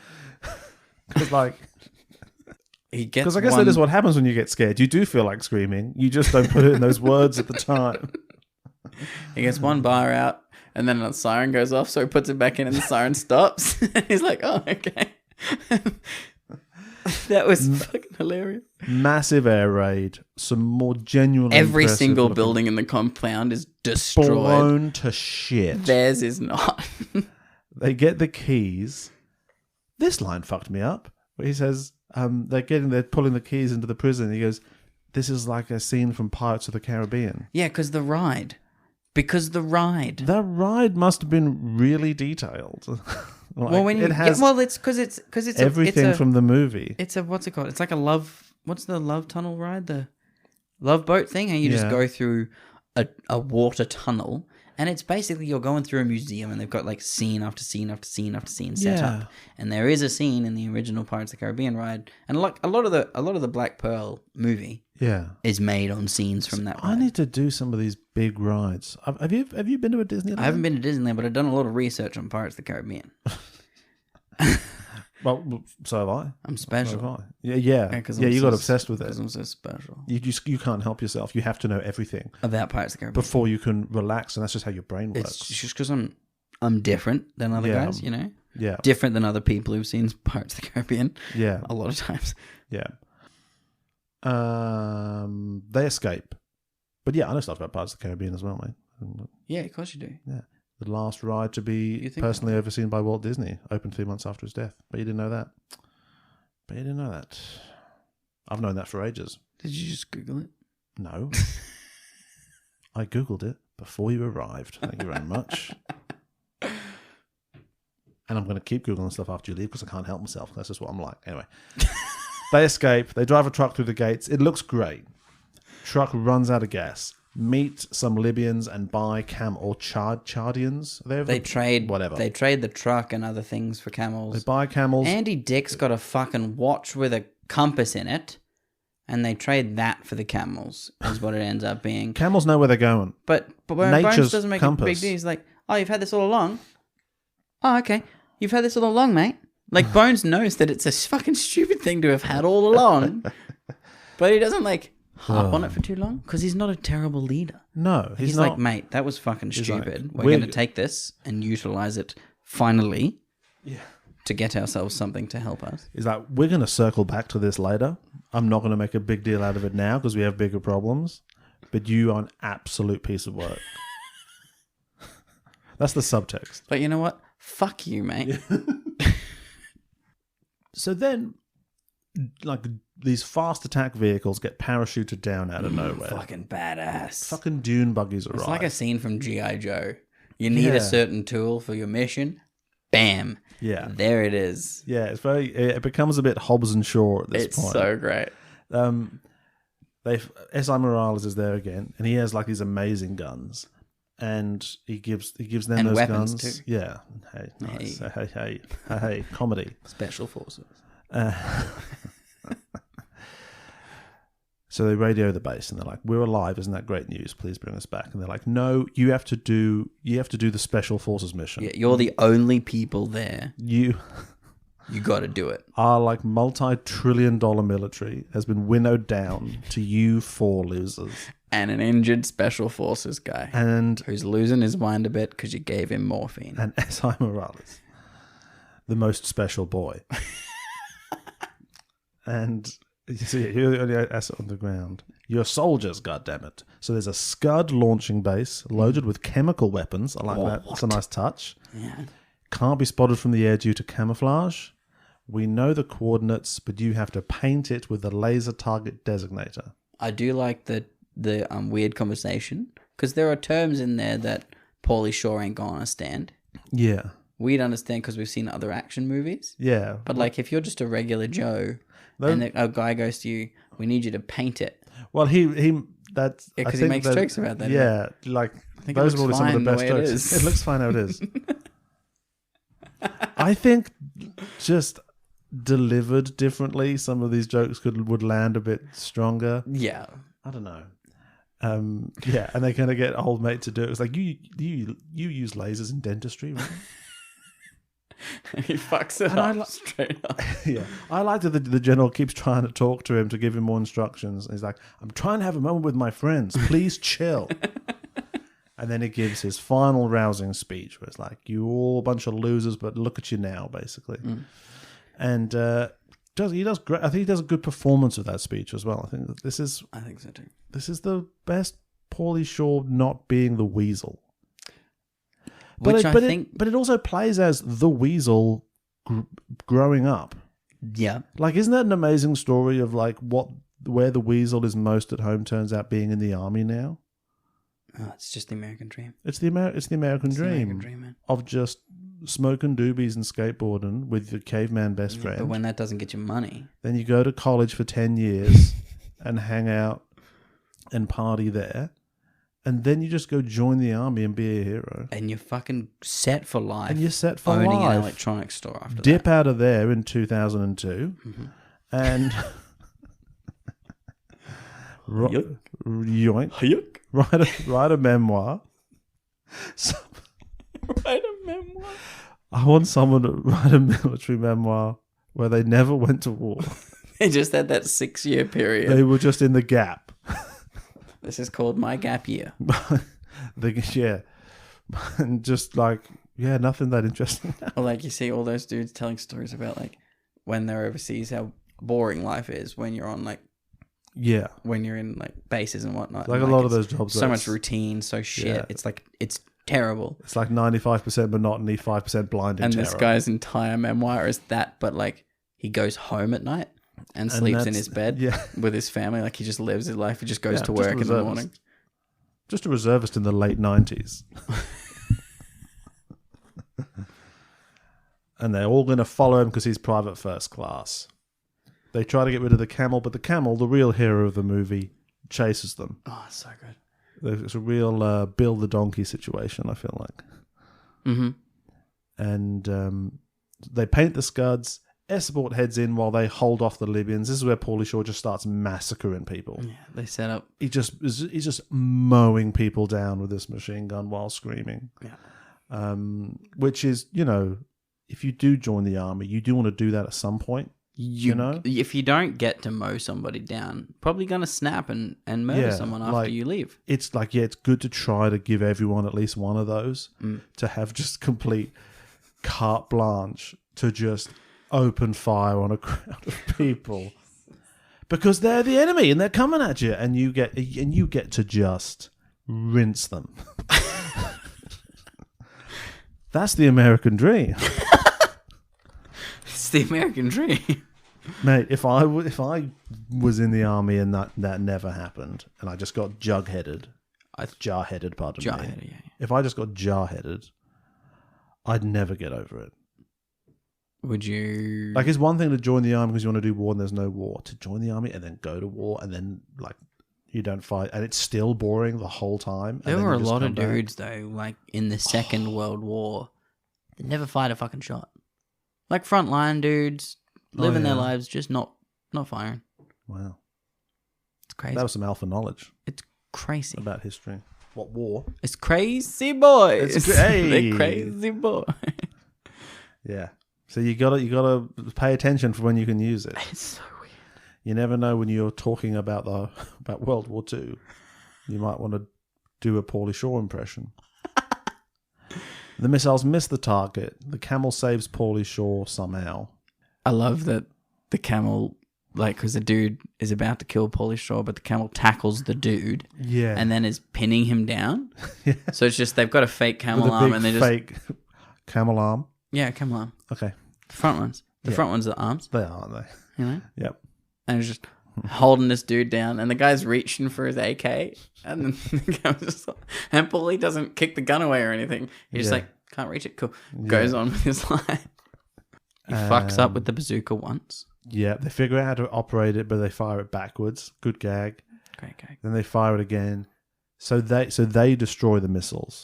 The airstrike misses because the laser was off target. Yeah, because the dentist fucks it up. But Pauly Shore, Bones, whatever his surname is. Bones McGee blows up these chemical weapons. And I'm sorry, when they blow up, the cloud of smoke from that explosion blocks out the fucking sun. Like, darkness spreads across the land. They did a miniature... Much more impressive than bloody Oppenheimer. Bloody Floppenheimer, in my opinion. Yeah. I was like, that's an insanely big explosion.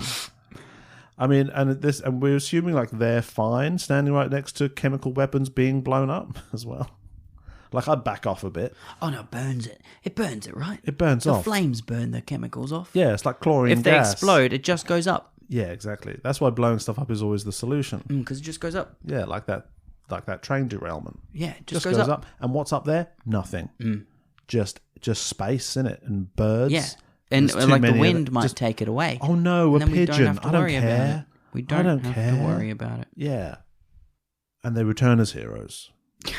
And they say, and it's end of Top Gun, and everyone's just high-fiving. Oh, having it's a good so time. Good. It wasn't a job, it was an adventure, they might say. They rescue the camel, and then they have a big party back at the stereo store. And the recruiter is there being like, well, how was it? Yeah, old son of a gun. And he was like, it was fantastic. I love the army. It was a great choice. You, army recruiter, were steering me in absolutely the right direction. And were doing a very good job. And thank you for the $5,000 to open our store. And yeah, thank you for that as well.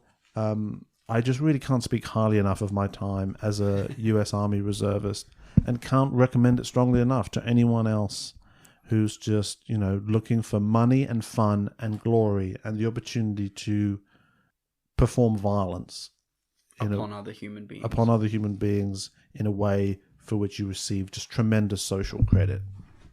And you will have many stories to tell your grandchildren for years to come.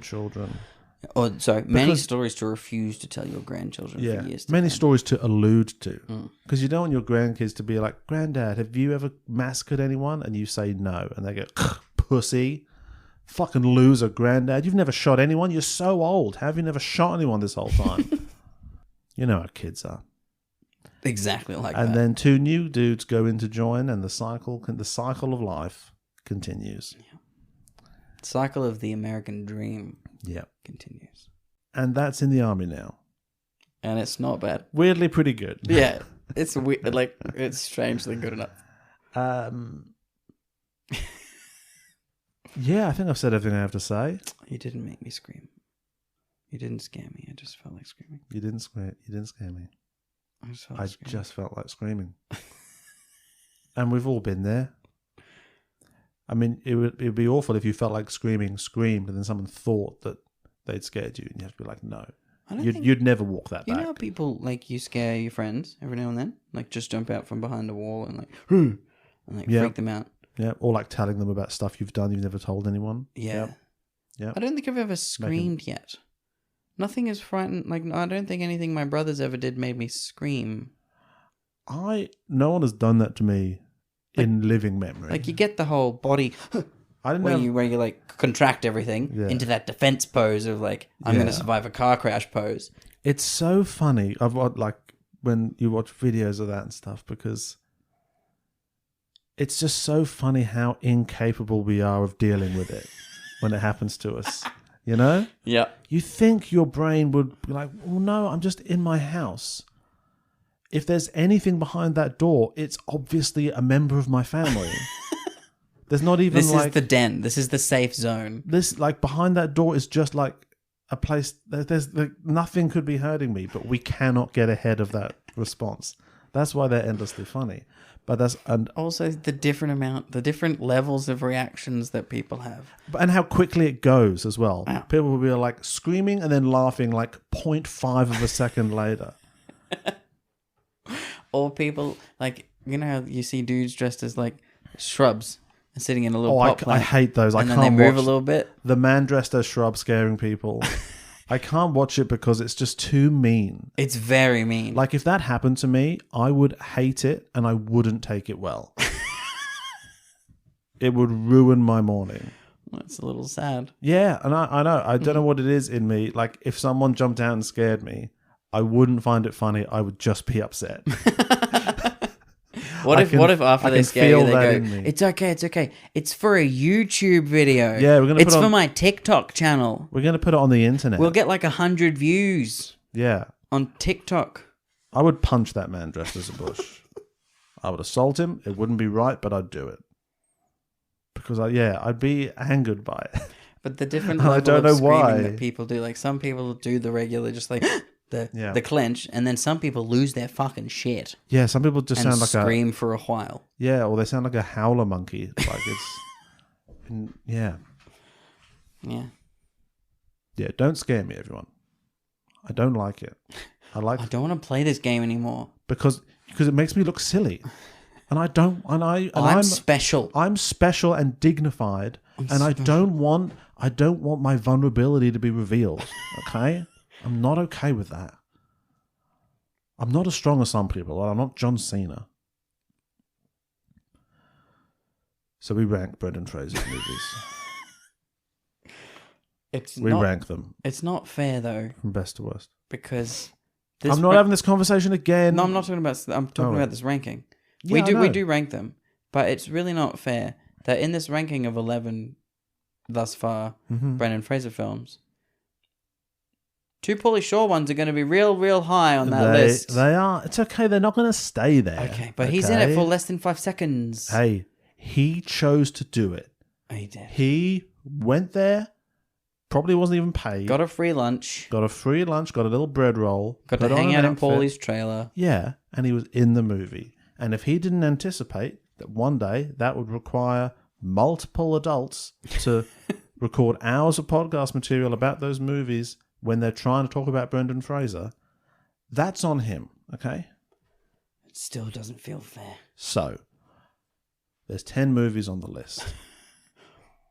Starting from the bottom. Okay. Stop me when you think we get there. Okay. So, bottom of the list, Younger and Younger.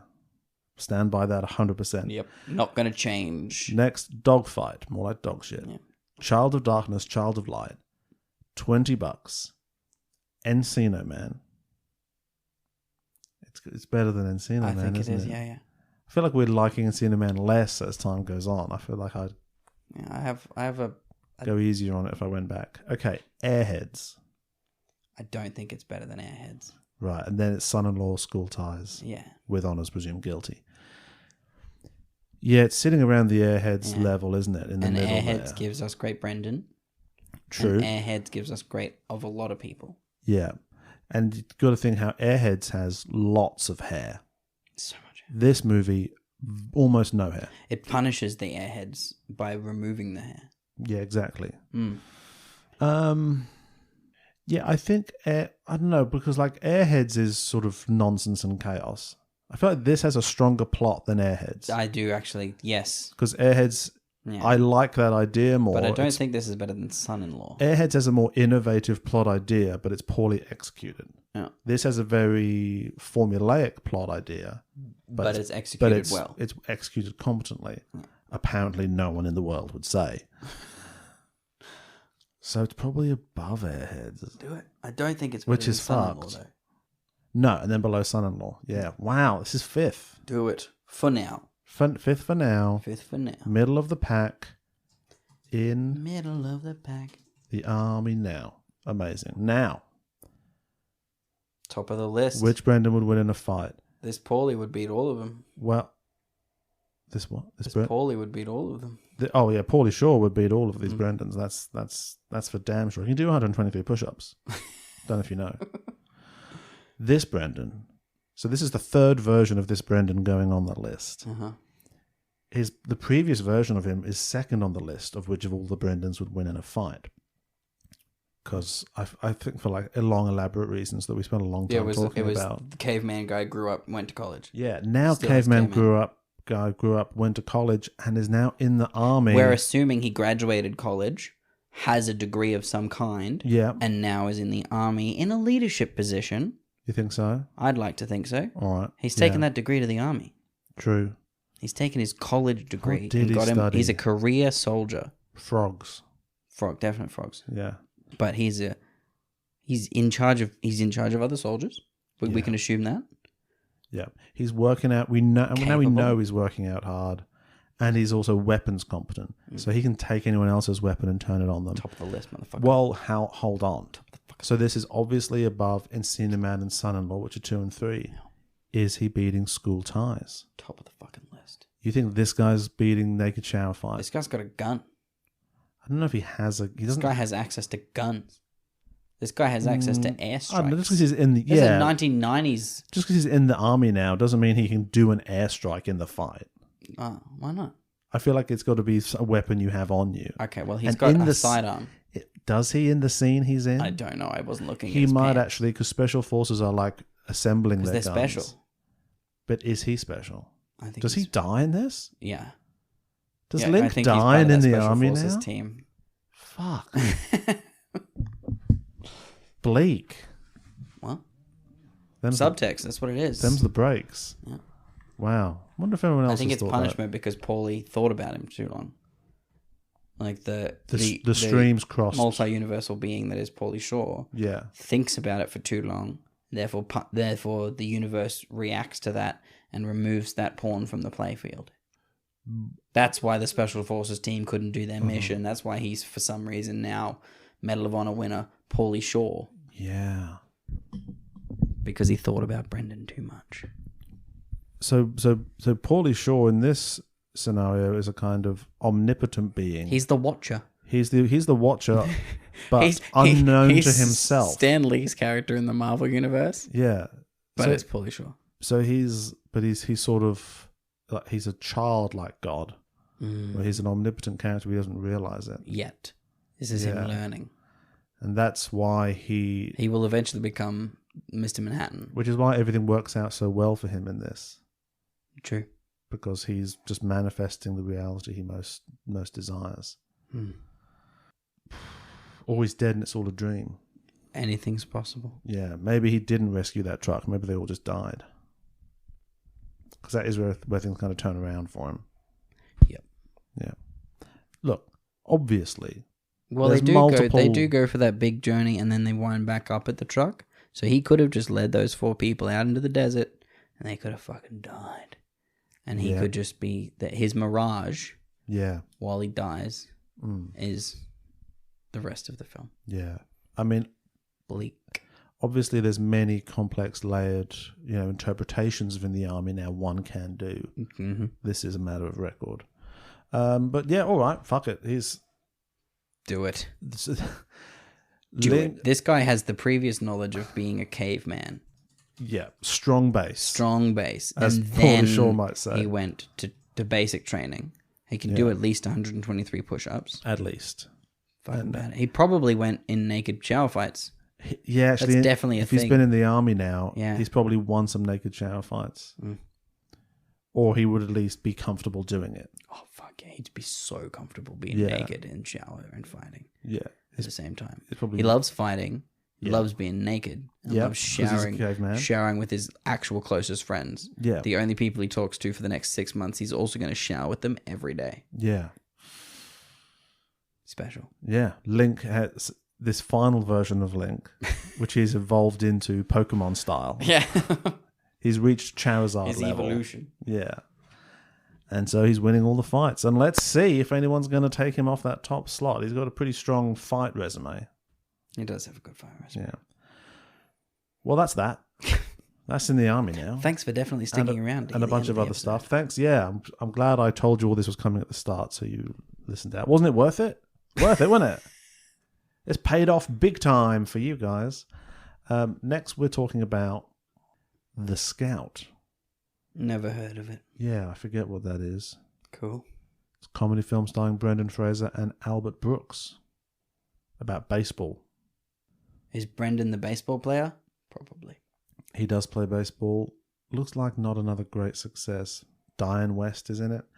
We'll see. It's all right. We just got to keep plowing through at this point. Yeah, well, we'll eventually get to George, and then it's all uphill. Yeah, things are going to get pretty damn good, pretty damn...